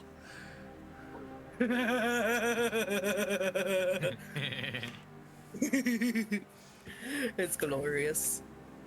Alright.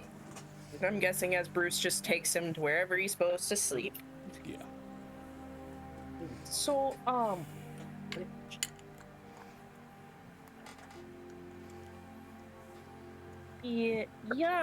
had to do surgery on him twice, because when I awoke in my realm, standing over him, there was copper wires everywhere.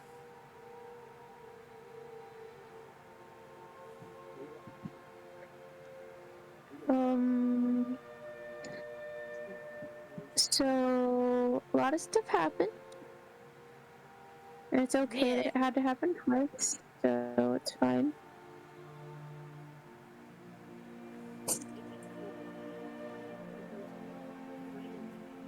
I don't know what you want to do next, but I'm just absolutely healing with too many things at the same time.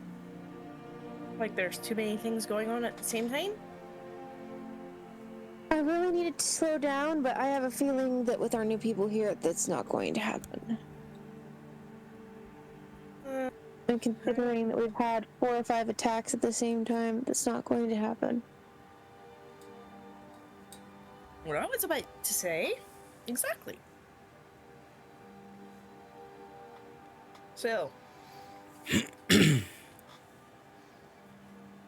What do you think we should do? I'm gonna go take a nap, considering I still have Miss Titus. Yeah, good idea. Just keep taking the regiment of antibiotics and, I'm gonna go get some healing water and just drink it until it stops hurting. it may work. I'll go get some pink water. All right.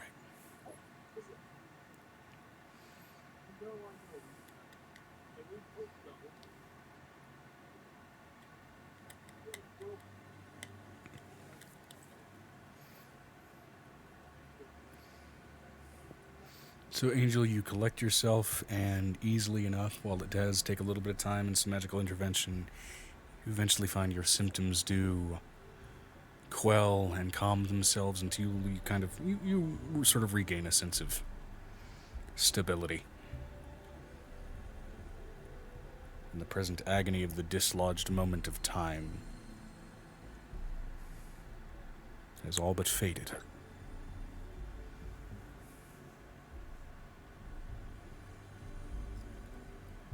Joe, did you read my message? Yeah, I did. Yeah, I'm sorry if my verbal pacing isn't helping. Been dealing with some shocks of scar tissue pain, so I finally had to bust out the tiger bomb. Kind of slowed down my verbiage a bit. Slow pacing usually usually does things. Alright. Hyper. I don't know what we should do. I mean, considering that we are going to have to inoculate like half of the realm, I'm exhausted. Yeah, that can be done as a brevity thing, honestly. Considering, in fact, we still have like what 2 weeks to get supplies together before we move the house to the Rusted Peaks. I have a question, Joe. You said that I now have followers in a church. Am I being followed by people at the moment? What, like paparazzi? Yeah. Yes. That's a roll, isn't it? It's my. I don't know how you keep. That is absolutely a roll, honestly. I don't know she's here. High or low? Like muted halfway through a sentence, so I'm not sure she'd know. I'm currently. My grandmother walked in again during my turn. This happens a lot at my house right now. Okay. I don't know. It's not your fault.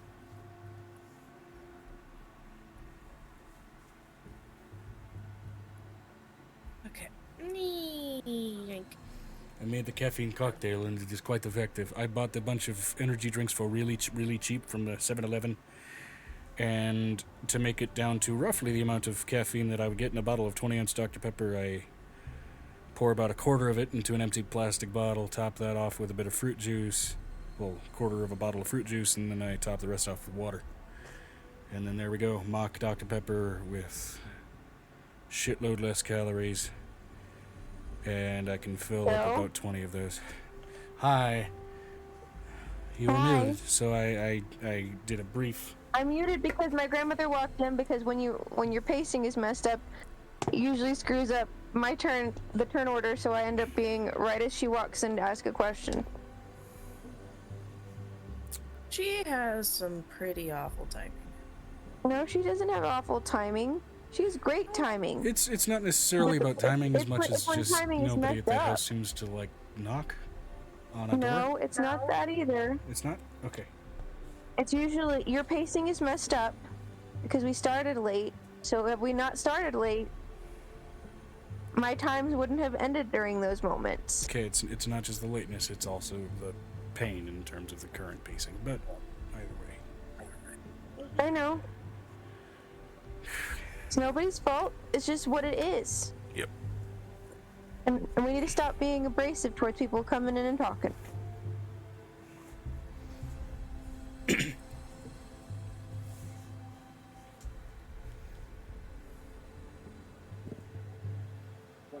Interruptions are good interruptions, because remember, you may not have them for very much longer. I'm gonna knock on wood for you.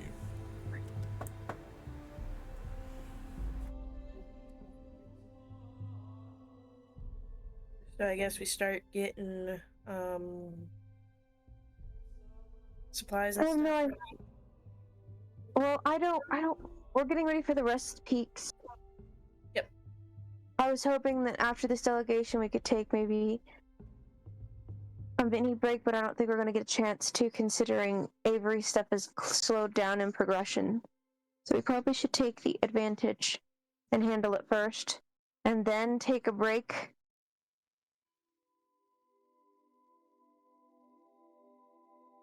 If that makes sense. Mm-hmm. Sorry, I'm trying to brain this. Avery's disease is kind of important that we get it handled. The kid's birthday party is what we need to plan for next. We've got 3 days to get ready for the godkid's birthday party, as well as a birthday party for some of the adoptees. Kyra's birthday. It's Kyra's third birthday. Piper just kind of grabs the notebook from your hands. Slow down. There's so much going on all at the same time. So I'm being followed. You said I needed to roll to see how. What did I need to roll for, Joe? High or low? High. Okay. So 99, which means those that have become devotees of you are not following you around like paparazzi right now. Oh, good. I know, but I did have one. You said I had a follower that was literally following me around. One Was. dude. Looking around and amongst the delegation, you can see the one who made that choice is currently being actively kind of dissuaded from doing it by her compatriots. Oh my.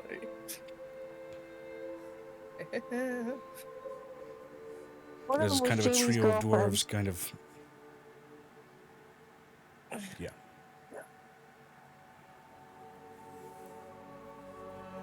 So I'm gonna see what's going on, because I know that Violet is dealing with some things. I know that we've got people coming in tomorrow to get inoculated, at least for whatever's going on. And Yeah, I have to make more, don't I? Wait, no, I gave you a box of like 200. Sweet. yeah, we've got enough for right now. We are going to need to get enough for the 80,000, which is literally my entire workforce.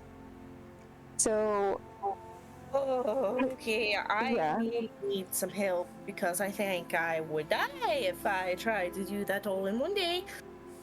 I don't think we should do that one day. I think that should be at least.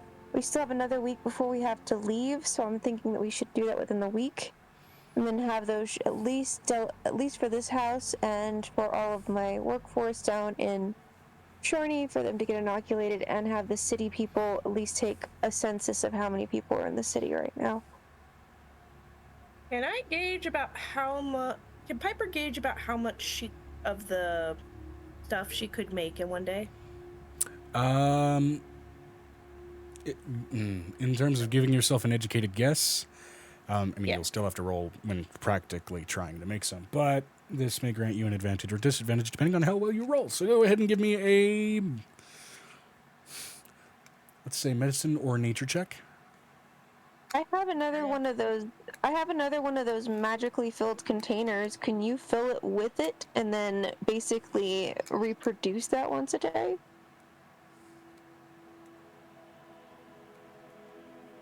That was a 19 plus an 18. I can try. Can we empty all of those concentrate vials into one of those, into the holy container? The one that just reduces holy stuff like holy mana and holy water and... So 37. Based on that, you would have an absolutely advantage on your production. Reasonably, given, you know, enough adjustment using some of the just tree ants in your domain and everything else, and other fae putting them essentially to work like workhorses, kind of acting like, you know, grape smashers for a winery, in a sense. You could easily, and honestly, wine does cross your mind as potentially an efficient way of doing it, at least in terms of storing it all in casks. That would be a way of cleanly dosing it all out. Putting the people in your domain to work, you could reasonably get at least probably 2,000 doses in a day in your domain, and you do have at least some rudimentary ability to kind of manipulate how much time distorts there. And that's, you know, without your people being caffeine fueled. But that's 3 different types of fluid. There's coffee for the fae. There's the apple juice for the other one, and then there's the wine for Ormer. Right. The wine, but which, of course, all that in mind, that's without your essentially workforce being caffeine fueled. So easily double that if they are. And your whole shtick is caffeine. So Yeah, but this isn't Fey inoculation. We're talking about Angel's 80,000 troops. right, this is about production of inoculating material, which, as Piper's gauging this, might be most efficiently done in the Feywild. Yes, but Joe, we've got rules about holy stuff. You can't cross holy stuff. you cannot cross holy stuff with face stuff. So we would have to have a separate thing. And I just remembered I already had Tavinius make it endless thing so I can make several vials, and I only remembered this today. Mm-hmm. I am kicking myself in the foot because then why the fuck did I make 200? She looks over it. She looks over it. Magic field. She looks over it. What is it? She looks over at Tavinius. Not Tavinius, it over at Piper, and it's like, we have to inoculate my entire force. I need to either holify the ground where I'm at somehow, because they're getting in somehow with these little worm things, and I've had about enough of this bull. And second of all, we can't have the brain get, anywhere near messed up. Yes. So I have one already with the apple juice, so you would just need one for the face coffee, and then another one for the dragon wine, although I think your grandfather's handling the dragon stuff in the dragon realm right now. Yeah, he is. Well, he's also got some of his wines turned to vinegar, so he has to get rid of that regularly. So if we don't get rid of it regularly, he ends up getting vinegar. It's a great balsamic vinegar, but it's not great for eating all the time. It's also incredible for cleaning. So yeah, so constant inoculations of dragon wine will help some people out. Yes, but in Ormer, we're talking about the rule about things is they can't cross over, and Solai is another place that we haven't touched yet. Don't know if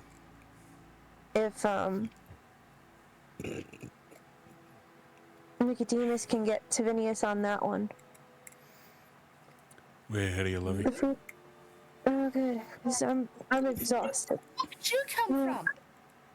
You don't want to know. I kind of do. You just kind of went, poof, what do you need? Poof, what do you need? Like you're the freaking genie. I may have been taking some lessons from that Dow. This is Piper's face. Just Okay, so concerning thing that has been developing with the burgeoning divine stuff, it's intermixed with my ranger skill set, and I'm able to slip into places that I shouldn't be able to. Like Leon? better than Leon. Speaking of it, where is Leon? Vinestra said, like cleavage. Sort of. I can slip She looks between into her unseen cleavage. gaps in surfaces and then end up in other places. Griffin started to rant about something called the back rooms. I don't know what the hell he was talking about. I'm letting you know she looks inside of her cleavage and she's like, Leon, are you in my cleavage? You hear from betwixt your breasts, I wouldn't try. I'm kidding. No, you hear that from actually a sack up on a shelf about 5 feet back. Get back down here. Where do you think you're going? Is it a What do you lettuce mean? sack? You can't just eat all the lettuce. I can and I will. No, you will not. As he cackles, he disappears back into the sack. Ezekren, Yes. please get Please what? the guinea pig out of the lettuce sack, if you would, please. I'm busy handling a bar, thank you. I'm going to stick my hand in the lettuce sack. That's an interesting sentence. That is, I know. It's been 5 years of interesting sentences, man. Bruh. If you wanted to write all of them down, you could be putting them in a place like somewhere in the Oh chat. no. They are the privilege of the viewership and only that. Vinestra said, the lettuce is stored in the sack. Excuse me. All right. And now, the completed assembly. Woo! God, that's terrifying. Where's that? Ovary. I know, right? Okay. Anyway. It's an Oferby. Double So, she literally, Angel literally looks over at Nicodemus. Yeah. Okay, I get that your burgeoning godhood is advancing so greatly. Where's some of that on my end? Crazy. Flying out of you on a regular basis. Oh. Don't remind me. Occasionally out of me. I have Okay. a question. Where's Adam? Infinitely crazy. Question. Where's Adam? That is a good Oh. question. Actually learned what I'm doing is honestly a more complicated version of what he's doing, if I'm going to be honest. My question is, Where is Adam? where also is Avery? Avery is Avery an Ormer Ormer taking a break. on vacation with his love interest. Given that our, a couple of hours has already been probably weeks for him, I am fairly certain that if not for the fact that he's a changeling, he's probably already chafed 6 ways to Sunday. My question of where's Avery is because, from what I could tell, your son has a fond interest in Avery. For some reason. Oh, hold on. Yes. Who's Davery? I said Avery. Davery is your long-lost cousin and backup character who for some reason runs a tire company. Fucking. No. He got fired from the button factory and now runs a tire Vinestra factory. said, and has a mustache. That too. He's got the mustache that would match my goatee. Like. He's been making most of his money off of infomercials. Hey. Hey everybody, I'm Davery, and we're gonna introduce Shamwat. So. Where are we going? Hold on, real quick. Avery, roll me a percentile Okay. to see if Adam followed you. No, please, God. He does have a leash right now. He wouldn't get far. He has a tendency to slip through things, including leashes. No, It said it was a magic leash. It was a True. griffin leash. Okay, let me clarify. He tried to follow you. Well, Oh, he may have gotten there. My question is, did he get here and then get reeled back?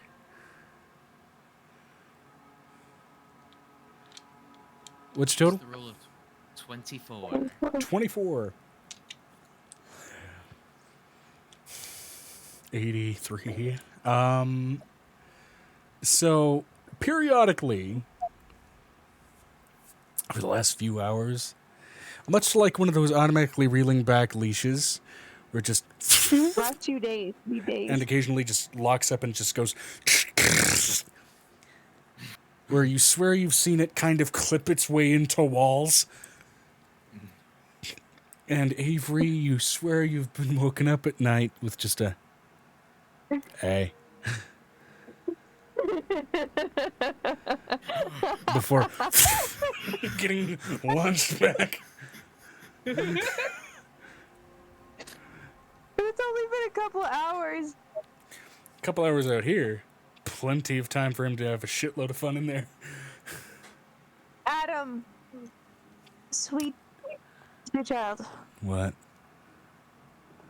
we don't clip through reality.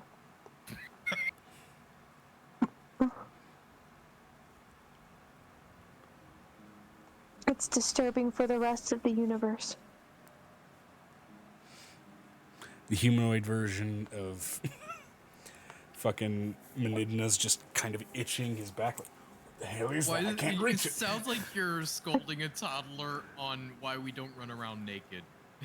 I mean, he is naked. So, I mean, technically, yes. He's 2 days old. Yeah. Well, according to Griffin, you don't want to, what was it, no clip into the back room? Okay, that was a joke, by the way.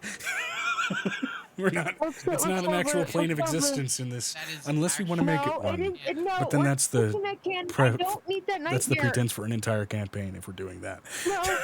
No, we're not doing it. We're not doing it, Joe. I just, My brain's Ministra fried. said, No, I wasn't we saying went that- to the Abyss back room. I wasn't saying that Technically, the yes. rooms were canon, but Griffin talking about it would be. yeah. Also, doing the backrooms as a campaign in general would be functionally No kind of thanks. impossible. There are literally thousands of levels. No thanks. No thanks. No, Joe, please. Joe, tangenting. She looks over at the child. We do not clip through reality. We do know. We do not no clip reality. But it tickles. I'm going to I'm remind laughing you when I that come if- out the other side. I'm going to remind you that when you do that, it makes everybody else uncomfortable.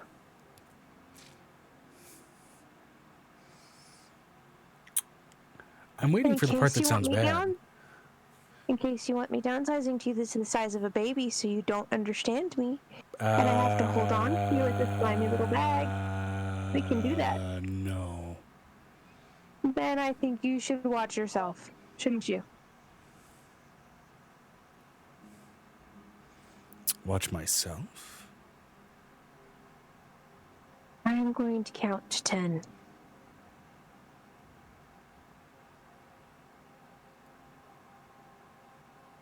You are on a very... You know what? I'm going to put you in timeout. She pulls out the necklace and she puts him in timeout. Wait, Mom, no. You hear a little tink that you swear was a child stomping its foot. Heh. Yeah, don't listen to me. Cosmic tantrum. She looks over it. She also, inside of there, she whispers to one of the kids' names that is actually a, oh my god, giant dragon. Great worm. Great worm. She whispers one of their names and she says, put it in one of those gem orbs and just let it sit there. We were given those by a cosmic entity for timeout tantrums. A gem demiplane inside of a gem Where were demiplane. Gem demiplaneception.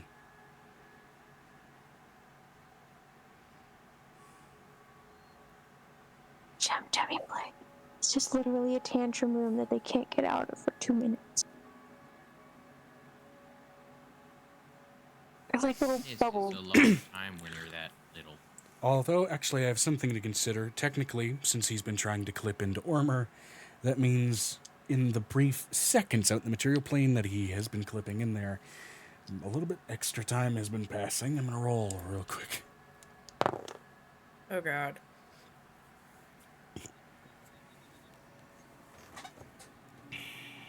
Come on, work with me.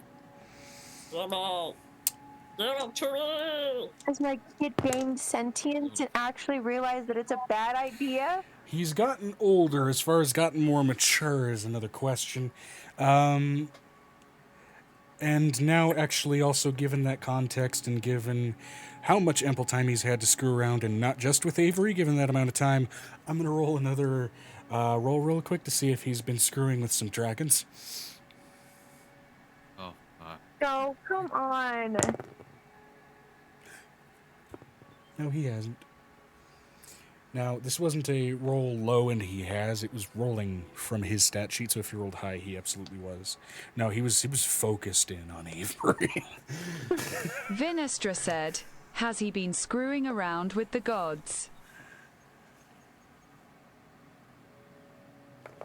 I mean, He's not. I mean, I haven't gotten any complaints yet. he from has the last 5 minutes. taken perhaps some very exaggerated inspiration from a Tim. By which I mean he took it as that's cool and then proceeded not to take any of the cautionary lessons. So I have a question. This little timeout bubble that I have, that you've given me powers for timeout bubbles, Yep, he can't get out of the timeout bubble. correct. It is one of the few places he cannot escape. Okay. That said, prior to the timeout bubble, Oh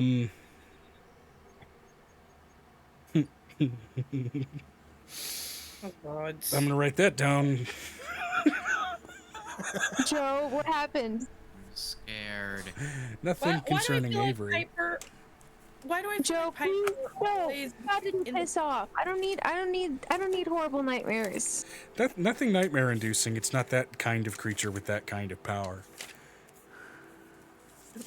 You piss off Piff. That's all I need is another thing to piss off one of the deities of this realm. No, he didn't piss off Piff.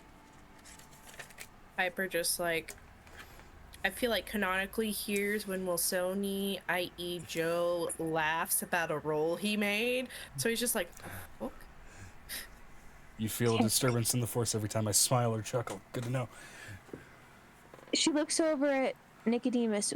Which one of us is handling this one? Because I can go in the bubble, or you're going in the bubble. You Which know one's what? You doing are it? being currently incredibly stressed out, and there are some things that you need to deal with, love, to try and alleviate that stress. Handling our children is not an appropriate vessel for venting that stress.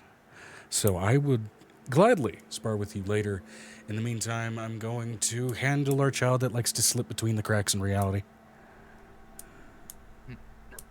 I would like you to teach him soul wise. Well, we don't do that, considering that's your department, not mine. Given that I've learned pretty quickly in the last week or so that doing so without the proper cautionary steps can also literally separate your soul from your body. I had to find my body walking around. That was fun. Literally, considering there was somebody else in your body, and that wasn't fun for me. Yeah, Lovey, 3 days ago when it seemed like I was a little disconnected. Yeah. I wasn't me, if that makes sense. Oh no, I caught that part. That is why we have one child who is literally mute. This little skeezy bitch named Jaleel slipped in there. I don't know what the fuck's going on. Ended up breaking that fucker.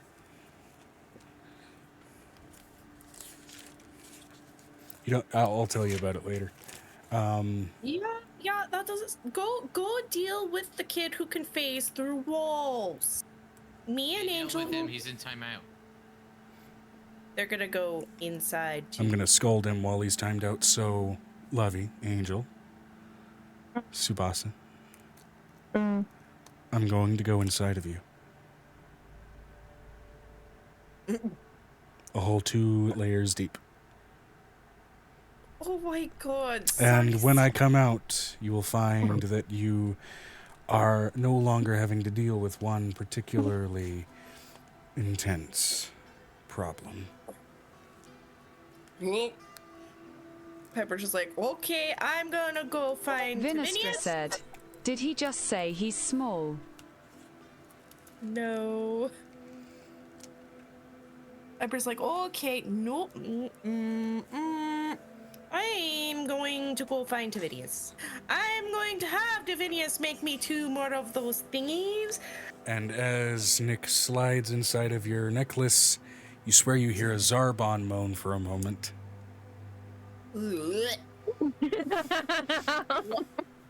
Piper's just like, okay, I'm leaving. She's gonna turn at the person who's been following her. Yes, how may I serve you today? That was my question, not yours.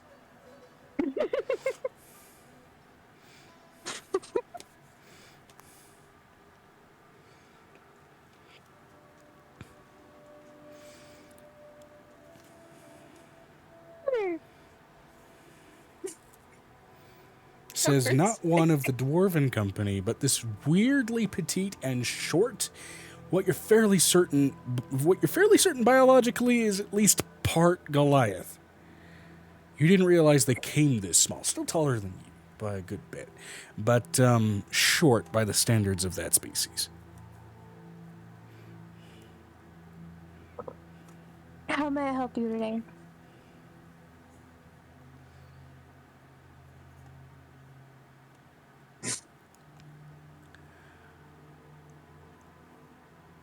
Do you take prayers yet? I do.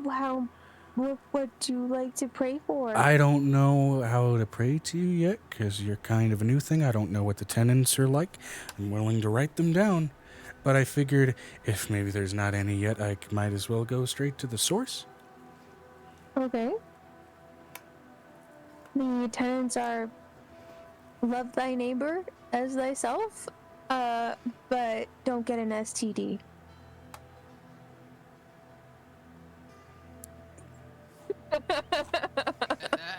Those are pretty good. Don't get an STD. Okay. It's actually transmitted disease. No, I know.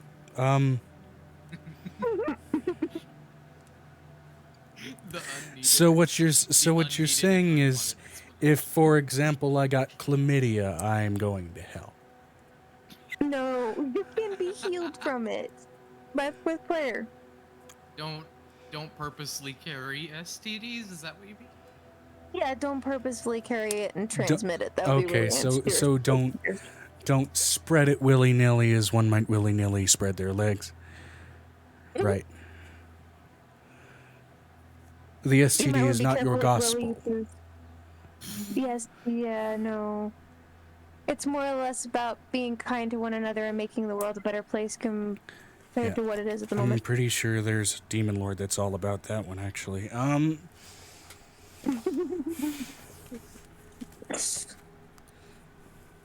think there is a demon lord who's about that one because his wife is all about that one. Okay, I was not expecting to get into a casual conversation with someone who made everybody have sex for a day. So I have a question. If you've noticed, I'm a little bit I'm short for my kind. Okay. By a lot. Can you help me get taller? Why would you need to be taller? Just ballpark it for me. Among Goliaths, if you're expected to be within a ballpark at least of 6 foot, and I'm not. I'm like 4'5", and a Goliath with dwarfism is ironic in a number of fashions, and it is no small no small opportunity for ridicule. So I'm gonna teach you something they taught me in the brothels. Okay. I'm going to teach you something they taught me in the brothels. Okay, she produces a small notepad and a bit of charcoal. Your uniqueness attracts your mate, or those that will sleep with you.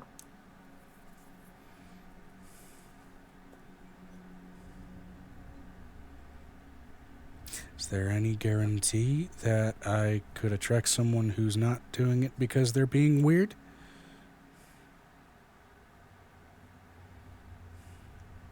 Explain.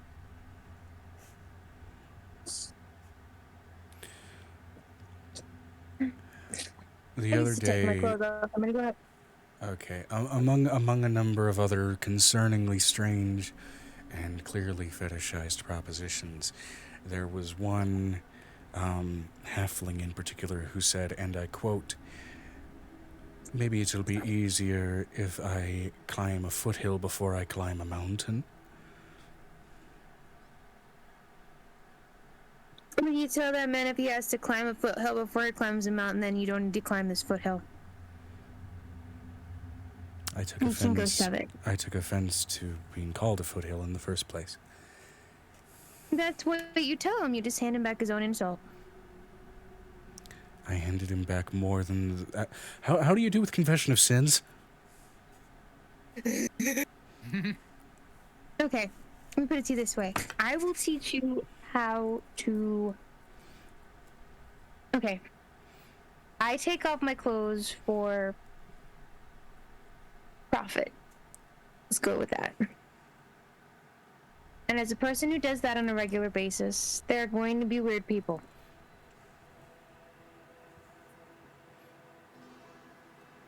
So, if one finds oneself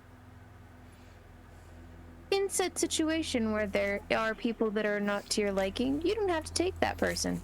Okay. I know that you want to be taller, but I think you're beautiful just being what you are. Yeah. And I can't refute that coming from someone like you, so I don't know what to do with myself. Okay, so what do you about yourself do you think is lacking besides your height?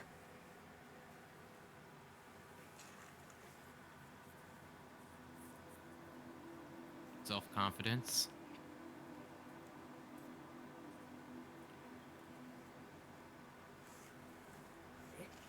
It's in here. It's right. As she's debating how to answer, you can see that clearly sort of grayed out Goliath skin start to turn a rosy shade on her face. Experience. Did you also say? I was a virgin. I'm gonna put it this way. I was a virgin when I found my person. Took me a while to convince that man to be with me. In that way. So that's not a bad thing.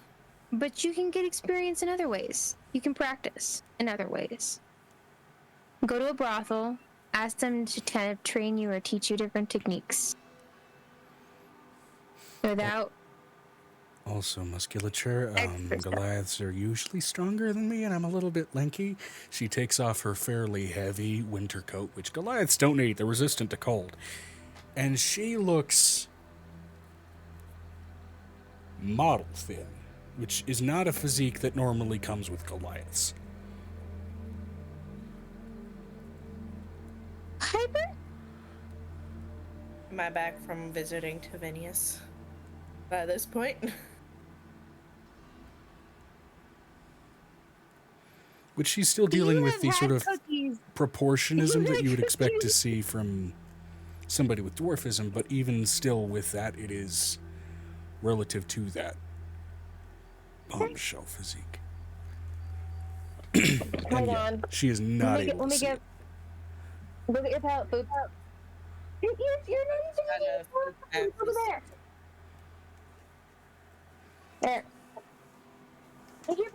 boat. You got paddle boat. Go get your paddle boat. Go ahead. No, mother.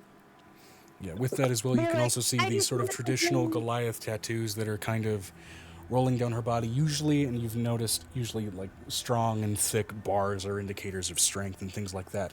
No, it's a lot of very thin, very wavy, very flowy, almost like whoever did her tattoos was doing tribal cursive all over her form. It respectively, even though none of it really crosses her face, is in and of itself very beautiful, very pretty, and you can even see some points of it come over and actually do come to points of snowflakes, as if the lines are blowing snowy winds. Vinestra said, So- would Vi or Amira be back? Is there something wrong here with her physique? Is there something that I should be looking for? I'd say yes, they would. You would have absolutely been able to get that bit of dried blood and harvested that. But yeah, I mean, like, as far as something wrong with her physique, or wait, are you asking her? Is there something wrong with your physique? Is there something I should be looking for? No, I'm asking the DM, is there something wrong with her? Can I see something wrong? Wrong. I mean, aside from the clear, genetic disposition and the proportions that come naturally with dwarfism that you would expect to see from a human that has it. On a Goliath, that sheer sort of upscaling of that type of, adjustment is oddly bizarre to look at, but at the same time, it conjoins with that physique. And so, in regards to someone with that condition, still having an incredible model-like aesthetic is... You're not seeing really blatant flaws aside from her kind of fighting against expectations, at least externally.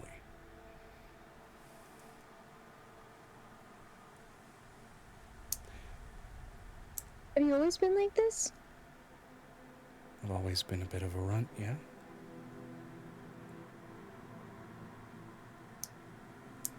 I know what that's like. Have you met my dad? He's like AV tall. No. Which also, Goliaths, they have a variety of hairstyles. Some women do tend to rock a bald haircut, and she's one of them. Although, one thing of note, there doesn't really seem to be that sort of stubble on any part of her head that it would indicate that this has been shaven or waxed. Okay, that's not normal. It's also not good. Is Piper back from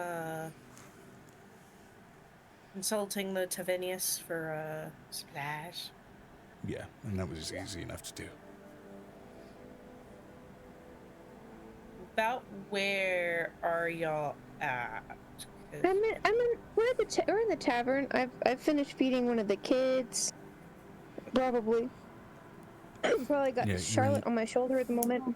You're in the tavern proper, and among some of your obsessives, the ones that are like sketching out every fucking thing that's happening with you, one of them is very intently sketching this exchange between you and this Goliath lady. Let's see. I guess Piper's coming in like paparazzi. Paparazzi. She's literally messing. She's trying to touch the scalp. May I? Something's not normal here. Yeah. So have you always been bald, hon? Yeah. Do you have any spouts of anemia? Fainting spells? No. What's about fainting spells? She's not growing any hair. Goliaths usually grow hair that they have to shave off. For women, that's usual. Can I roll a medicine? Roll a medicine check. Could be alopecia. 16 plus 18. It is in fact alopecia. Vinestra said, V and Amira would approach the two having collected the left behind blood. We're back. What's going on? He's got, I think, something called alopecia.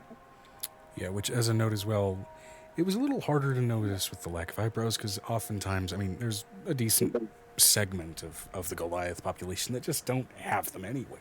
I don't have hair. Yeah. A lot of Goliath don't have hair or don't have the capacity to grow it, but the distinct keen smoothness here doesn't seem necessarily like it's something strictly natural to the species as much as it's yet another conditional case of not only is there dwarfism, there's also alopecia present on this girl. She is, I mean, very clearly no strict knowledge of precisely what's happened with her, but Is your whole family like this where they're hairless, or is it just you? just me, kind of another small thing I've gotten made fun of for, and I was... Now this I might be able to fix. The other thing I won't fix for you, considering how short I am amongst my family, I will show you my, considering she sees Zeus coming in the corner over there. Dad! Even to the point where my parents, I mean, we've always been the Cold Steps, but they named me Stigmata. I'm sorry, what? Piper's like, excuse the fuck out of me. From how my brother explained it, divine curse. Oh, hell no. She pulls out holy water. Piper just looks at her. Did you give any, did she get any apple juice? Yeah? Apple juice would. Did you get one of these syringes by any chance?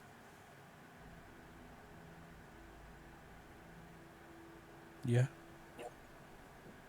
Did anything come out? No.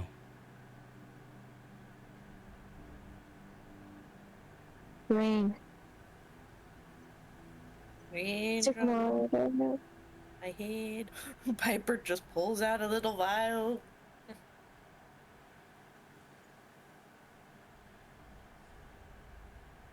I'm gonna take Sunzernacht and I'm going to run Sunzernacht above her head. Not slicey slice, just flat of the blade going. Ee. Which, if I remember correctly, it allows when you do that a detection of good and evil, right? Yes, and if it's kind of detect anything that's not there. Not supposed to be there. You detect no magical malady or curse of any kind.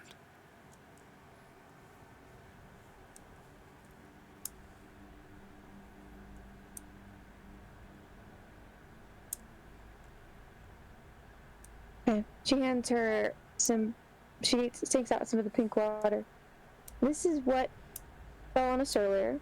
Okay. You're going to take it internally and see if it heals some of the hair stuff. If not, Won't that we'll make have to do me, something.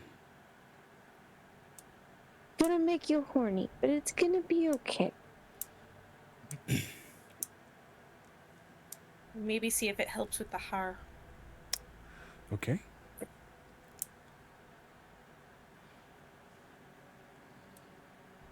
She drinks it down, and I have nothing to roll, as nothing changes.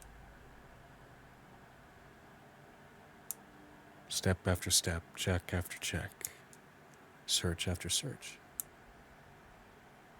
You find that beyond those genetic traits that she seems to have absorbed, possibly from some far-flung ancestor that had yet to awaken those traits up until now, possibly from some hidden, much more recent ancestor.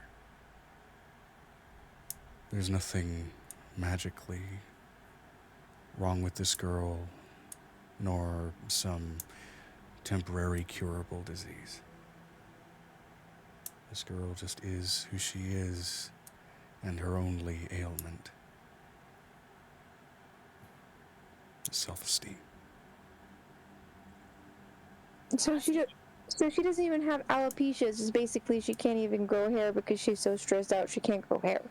And she does, but in the sense of like to such a genetically ingrained degree that this isn't curable, strictly speaking. Vinestra said, alopecia can just be permanent thing. Mm-hmm. I get that, but like, there are some people who can reverse the hair growing thing. This is the magic world, so technically Yeah, she could get hair. she's one of it. those permanent cases. If it's just, she's just trying to see if it's genetic or not, is what Angel's trying to do. No, I was trying to solve it, see if she could actually get hair, because being picked on for that is a pain in the butt.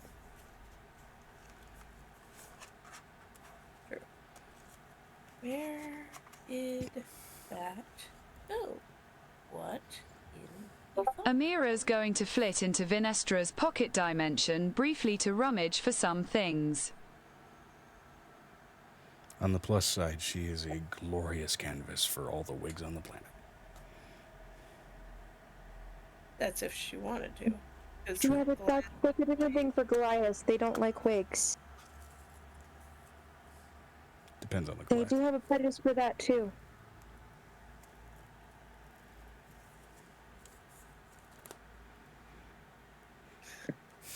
Abba-dabba-da. Okay, let's go back a stitch. 'Cause Did you find where the anything fuck- wrong? You don't have anything wrong. It's just part of your genetics. What are genetics? You're It's what perfectly makes fine. up your body. You're perfectly fine the way you are. I think you're beautiful the way you are. But the whole thing is that I know that sometimes.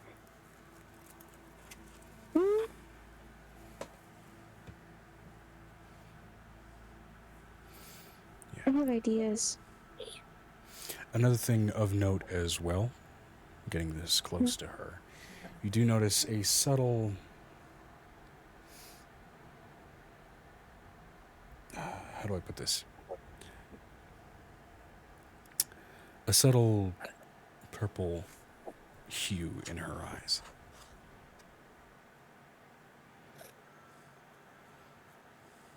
Doesn't tell me anything, Joe. It's another inline trait in some rare cases with... Joe, I don't know all the scientific traits that are in the Okay. world. Either way, it's just another kind of normal oddity. I'll just put it that way.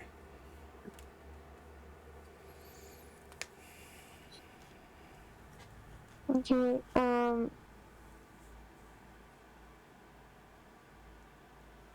that just threw me off. I don't know what to do.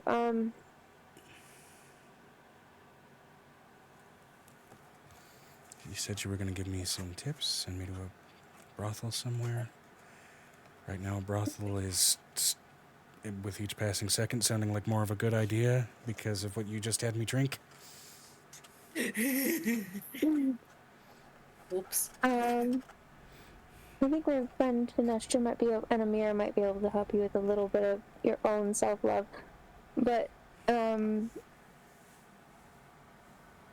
think we just need to give you some confidence. You will be popular. Gotta be popular.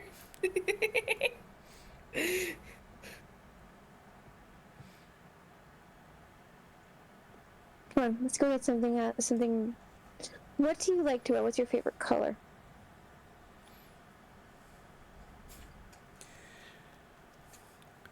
Another thing I have gotten ostracized for, I really like pink.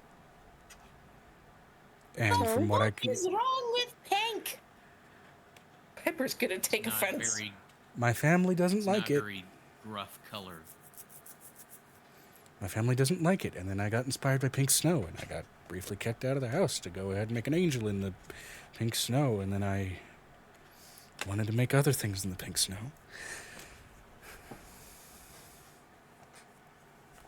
You know, there's lots of people who want to make things in pink snow. I mean... And I haven't still made my next managed to episode reject in that pink snow. halfling that said he wanted to climb a foothill while there was pink snow falling. Good for you. Good for you. Standards. Who's this about a halfling? Because Piper was not there for that conversation. He's maybe a little more of a thirdling now. Oh, Let's just we're gonna go and I'm gonna take her to the tailor shop where the tailors are. We're gonna go get you some outfits and give you some confidence while Vanessa and them follow, because we're just it's like we're gonna dress you up, but it'll be fine. That blue-gray skin, let's try to dress up in pink. We can gauze the pink out and turn it like a purplish pink color.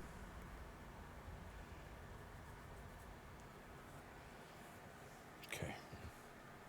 Vinestra said, "We do have some more pressing things to deal with, Angel." Like, explain.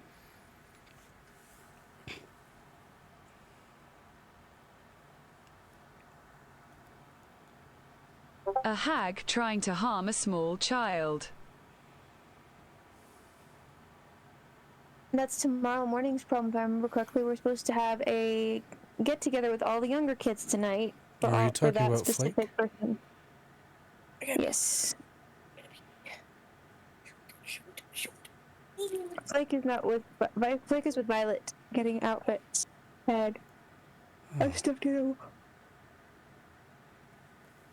I don't know what stuffed animal Flake picked out from the store. Good question. Violet just bought her whatever she wanted to wear. You know what? Hold on.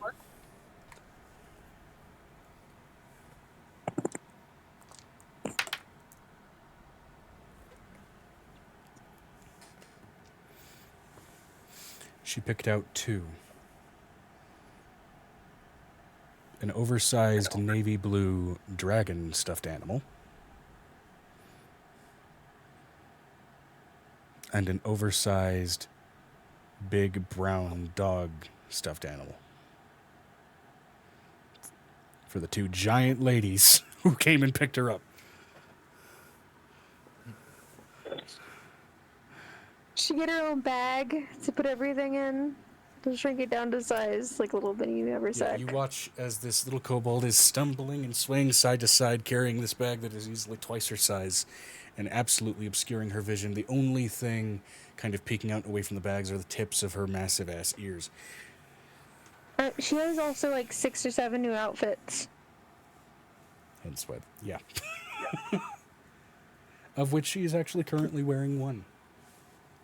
Something actually oddly reminiscent of what Ink once wore, although definitely more of a refined, sort of soft white kind of toga, rather than the sort of rag that he tied together.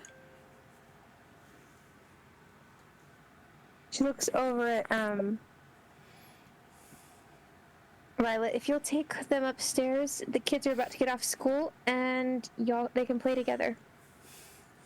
Bag isn't heavy, I just can't see past it. She pulls out a mini haversack out of one of the bags that she's got. Here you go. But I wanted to show off how big it was.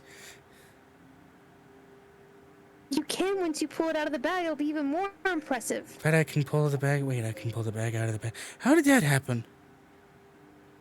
What kind of bag is that? It's a mini haversack. A what now? It's just for you. It's a special bag. Cool. Can I hide in it when the blue lady shows up? I would hide in your other bag inside of your other bag.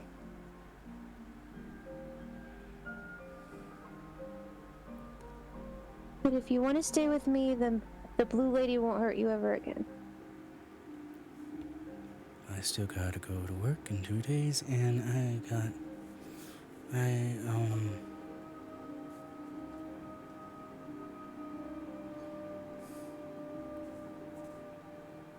How about I talk it out with your boss? I'm gonna roll technically a persuasion check for her, in terms of like, is she going to convince herself of this idea? Okay. Because she has gotten very used to being sort of passed around the communal sort of quote-unquote family of the village, and gotten very used to staying with each of them. But she just got new toys and new clothes. And now she's being offered an extension to her sleepover that is potentially indefinite. So,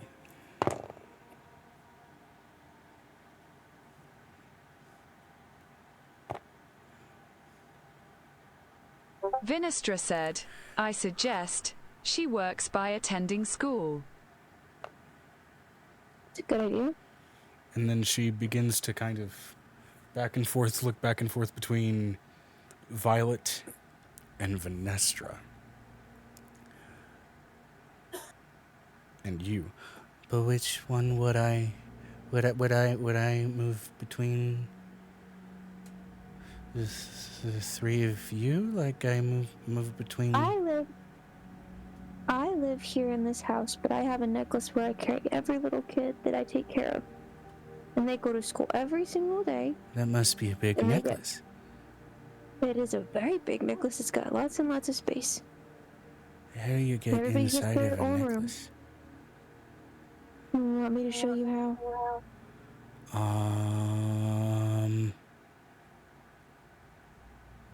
Charlotte, why don't you show her how? Charlotte pops out of the necklace, clatters onto the floor. Spider! Immediately kind of curls in defensively. He gets into That's an my almost feral daughter, stance. Charlotte. You...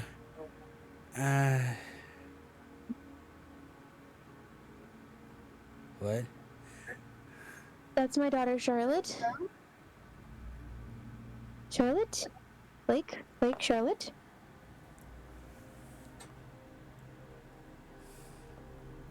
Okay, Are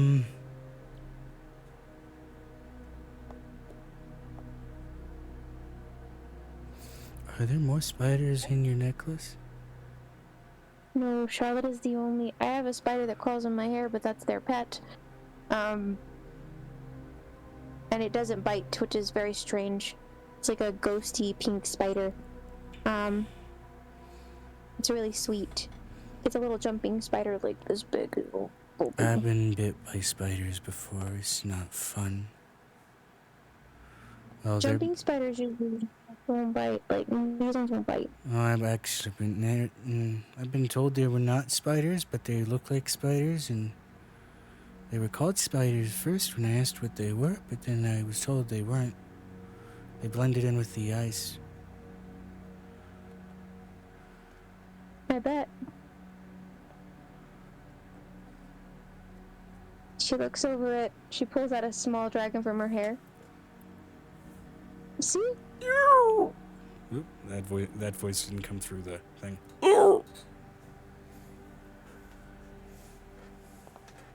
Little baby dragon. Whoa.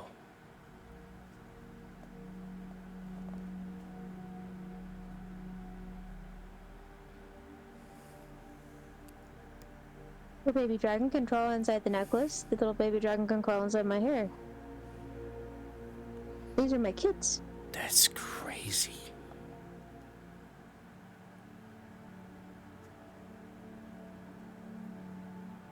Hmm?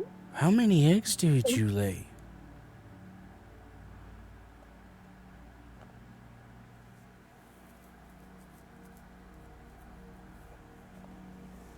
A lot. Whoa.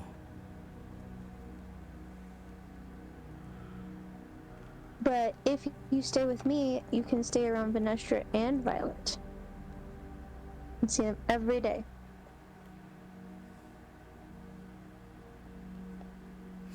Tails kind of swaying like something between a cat and a dog thinking almost.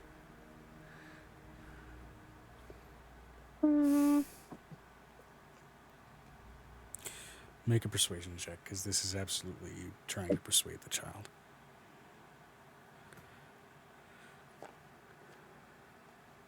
Vinestra, you may assist if you want to. Yeah, 18 plus 19. Vinestra said, Vi would chime in. The choice is yours, who you'd want to stay with. If you can stay with me, you can see them every day. I'll call that I an have the assist. You can roll necklace with and advantage. Okay. It's a natural 20. I got assist.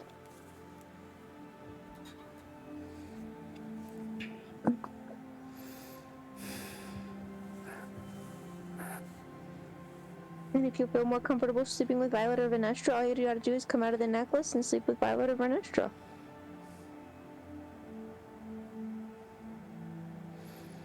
But would I still go to work, or would I? What's school? School is where you learn lots and lots of stuff. I learn lots and 30. lots of stuff working too. Yeah, but like, do you know how to add 2 plus 2? Well, yeah. Because How- when I worked at the candle shop, I make the candles one after another, and I have to make enough to fill a box. So and there's 5 in a box, and one done this many times is one less than 5. So that's 4, right? We're gonna have to go to school. He's not wrong though. They only have like 4 things on a hand.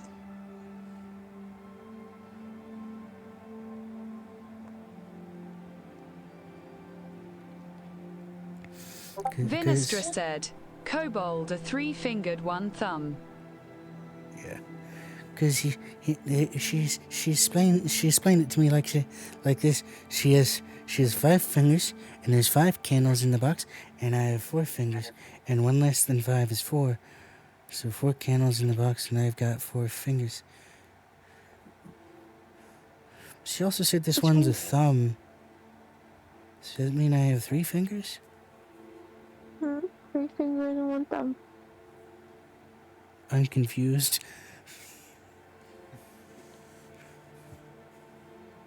Is the ears lower just in concentration? She's going to call on Popcorn, about the same age. Popcorn, remind me. V is going to give the kobold a thumbs up. Good job, child, for thinking things through. You've got a thumb too.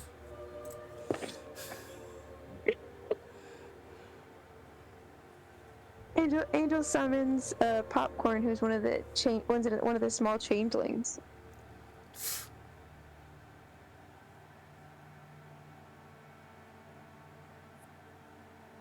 Hey. Same age or same proportionate age? Because again, Flake is like 4 Proportionate months age. old. Proportionate age. Proportion, okay. Hi. Whoa. Sees the kobold, immediately changeling shapes into kobold form reflecting Flake. Whoa. Whoa.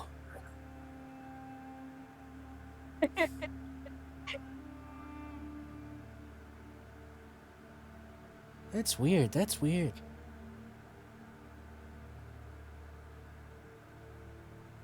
Can you do that normally? Yeah. So you weren't just copying me. No. Good job, Popcorn. Good shift. Your tail's a little sloppy, though. Looks down at the tail and it ends in a hand. No, it's got my imagine is there's there's scales on top of it and there's no scales on the bottom, so it's scaleless on the bottom and then scales on the top. Oh, just straight changeling blue skin on the bottom. Just Yeah, you missed the spot. There we go.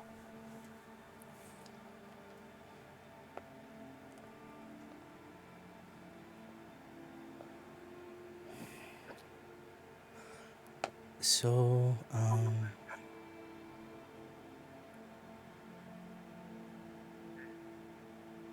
where would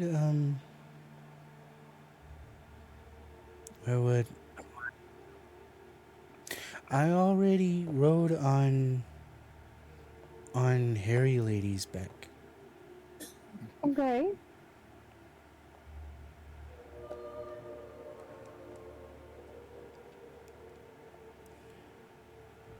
Does that mean tonight I can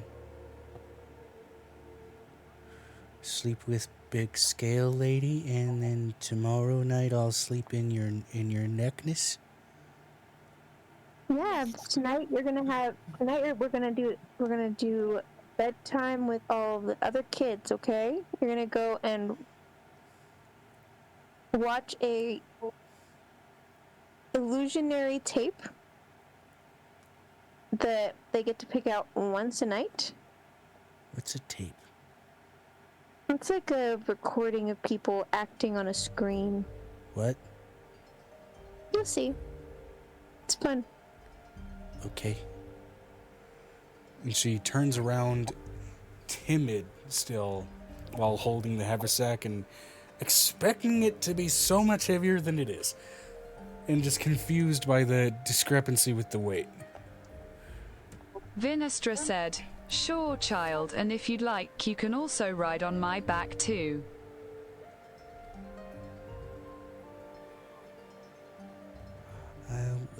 I would ask to do it now, but you said you needed to do important things. I have to handle somebody else, so if she wants to take you for a mini ride while I'm doing something, and then the kids should be back from school, so you can go spend some time with some kids your age.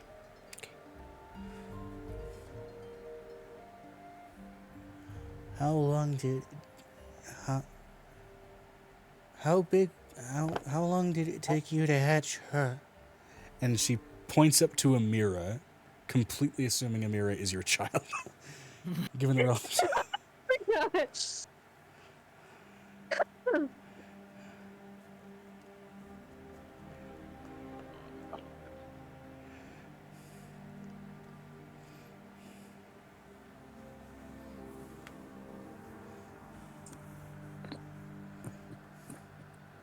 How long did it take you to hatch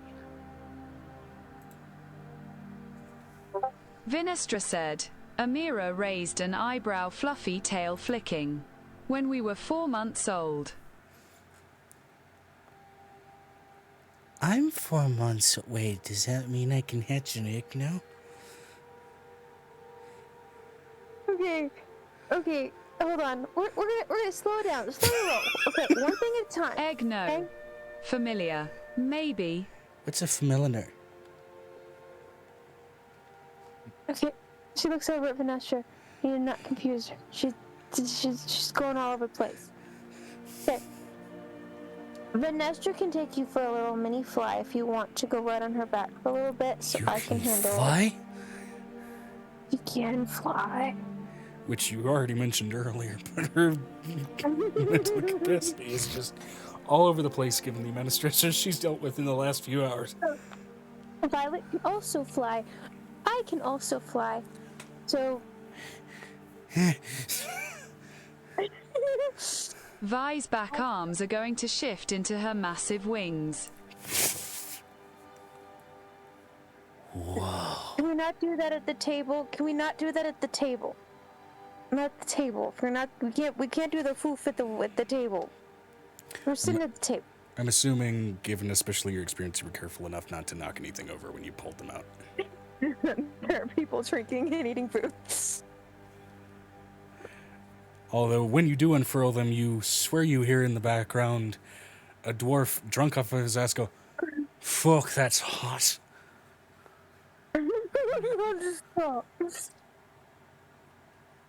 Okay. She looks over at, Amira is going to cover the child's ears. Fair enough. She looks over at, like, and I'm gonna let you go and take them for a fly while I help this lady get resuited. And then the kids should be back. If that's okay with you, Vanessa.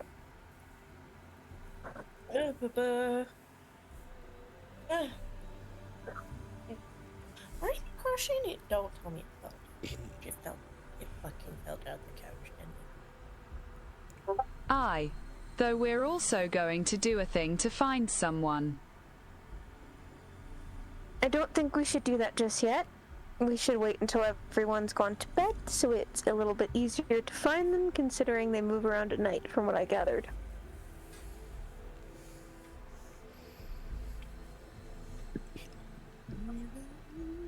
I'm letting you know Angel's reading Violet's mind right now. Fully leaping through Violet's mind right now.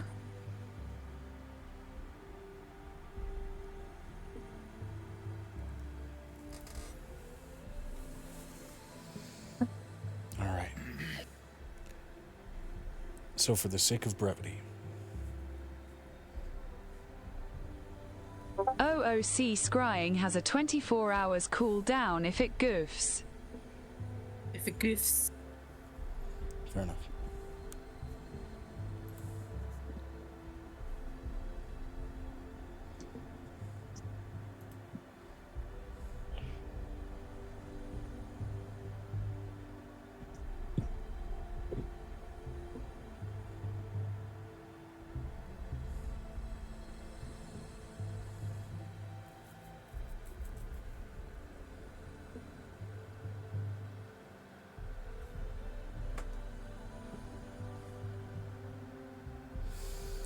All right.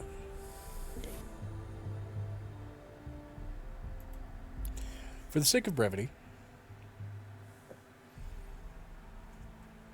a small child is taken for a mind-blowing flight up in the afternoon sky.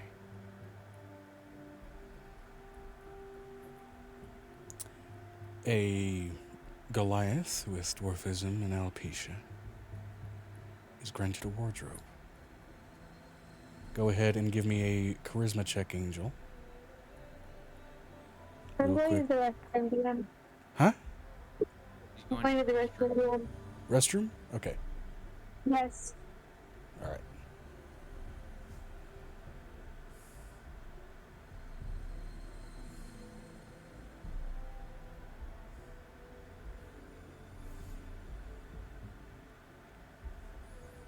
Let's see. Piper takes some time to go ahead and make more dosages.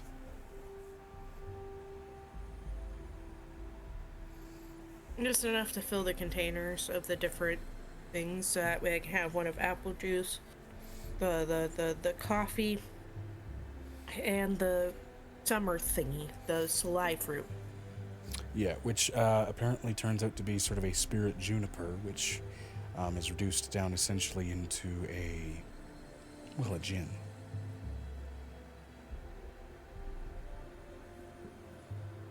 I figured since the dragonberry wine goes really, really fast, probably be a good idea to use as a... Don't need the thing, because then we can help Ryu rotate a stock. Right. Vinestra said, "Oh, right. Joe, on the Shadowfell entrance we found it was a sort of tunnel portal, yeah?" Sort of.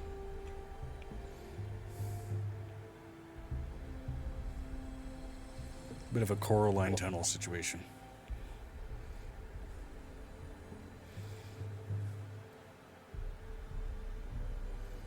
Would the spell gate seal work on it? It might. We are gate sealing. Why? Sorry, I did have to go to the bathroom earlier, so.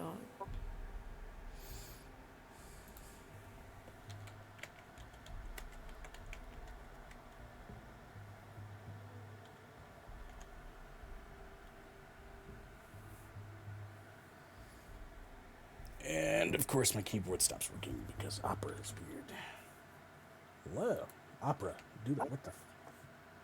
Oh, it's because I hit. Is that- What the hell? Right.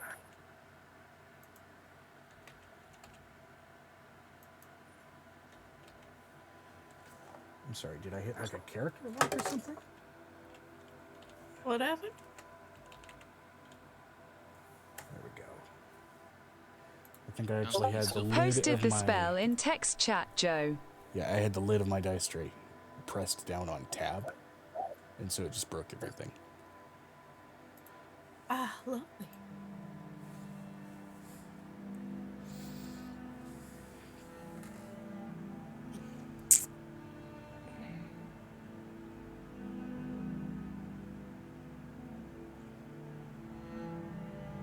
Oh, yeah, no, that's fair. Yeah, that would totally work on that.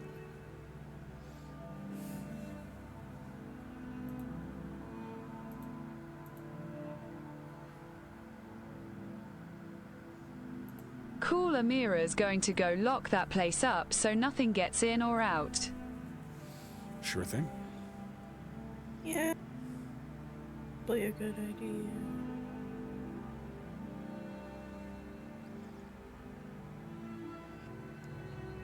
Sorry, I have to move the couch here in a second. I can get my crochet needle, but I'm just kind of like, I don't wanna. It's all good. Okay, so back to what I was going to say to you, Guinea Megan.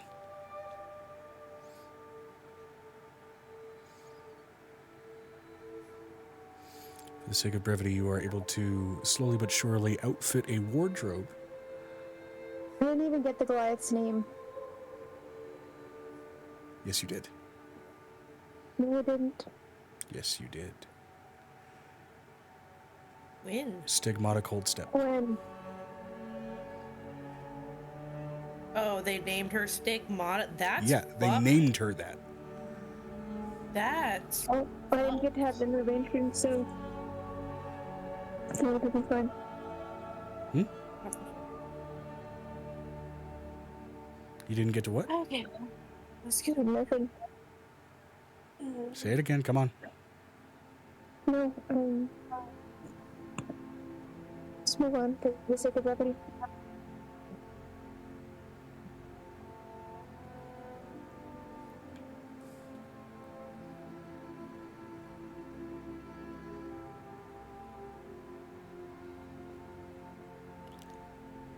Point is, we're making a small transition from the mid-afternoon and the midday toward nighttime.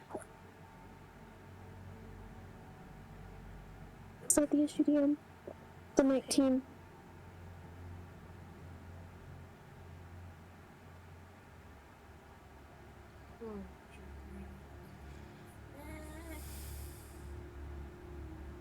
My charisma check is a 19. Plus.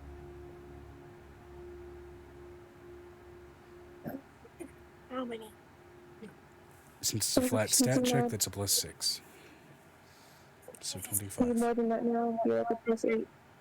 So. Okay, 27.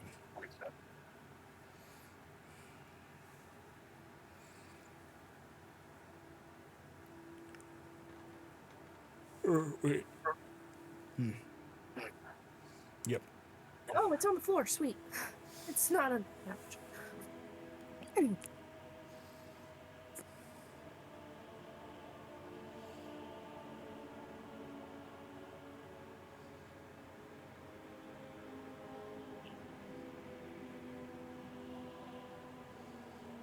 Hold on a sec. Yeah.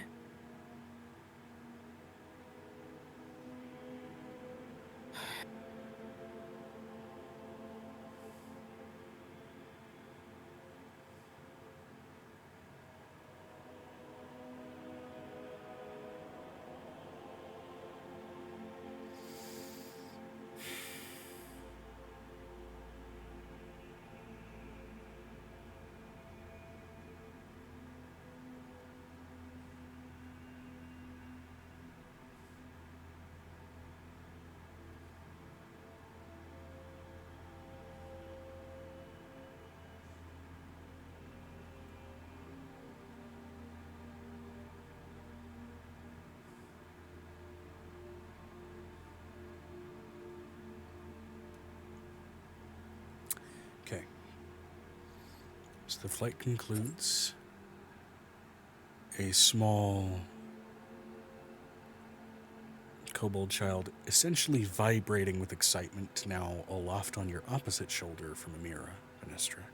And Angel, you've concluded selecting a wardrobe for an admittedly at least now far less diminished Goliath.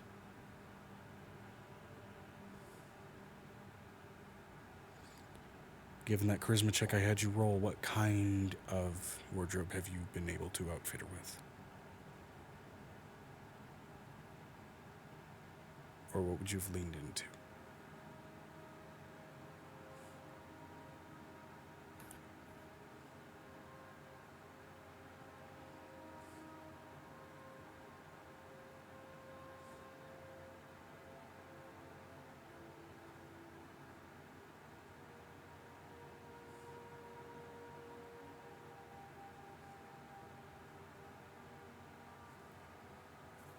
Do it.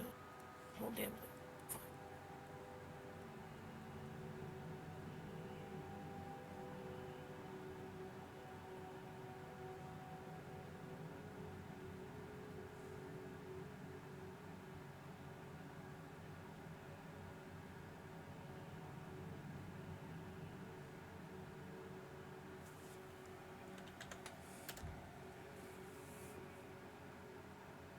No, you can be discussed at a session if you want. I don't have preference. I wouldn't have time to roleplay that out. I have no idea what this person's like. We didn't even finish a conversation, so. Right. If you want, I can. Hey. If you want, I can after session get into more of that interaction. Right now, I have done the sake of brevity thing because right now, the pain is steadily increasing, and my ability to cling to RP is starting to diminish. You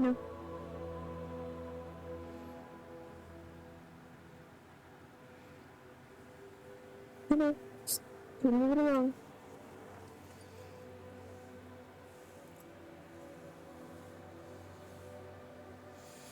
Right now, I'm assuming it's gallbladder because it's all up my back rather than around my rib cage, which is freaking fantastic feeling. That's not good. I don't think. No, my gallstone though is particularly small, so it's just a gallbladder attack, which is not a pleasant feeling.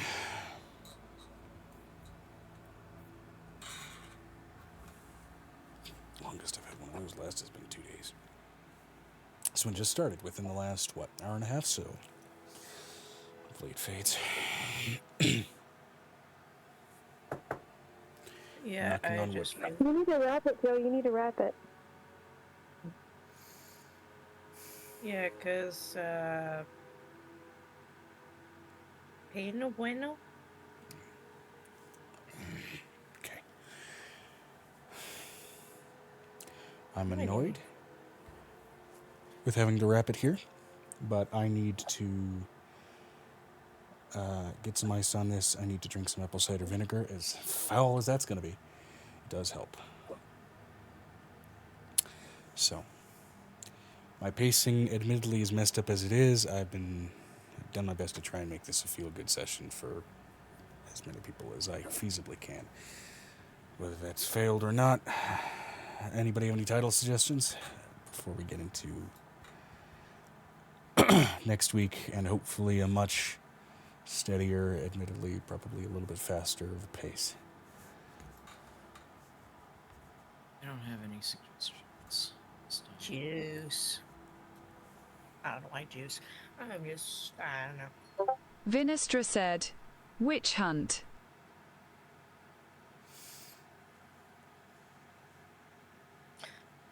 I just realized that Or 3 dragons and a kobold. I have like 3 different things I fucked. Rip. Honestly, Before Monday.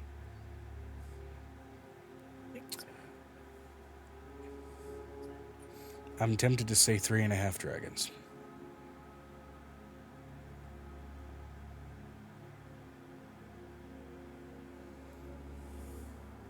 Just I for like the it. sitcom pun. That was 2.5 men.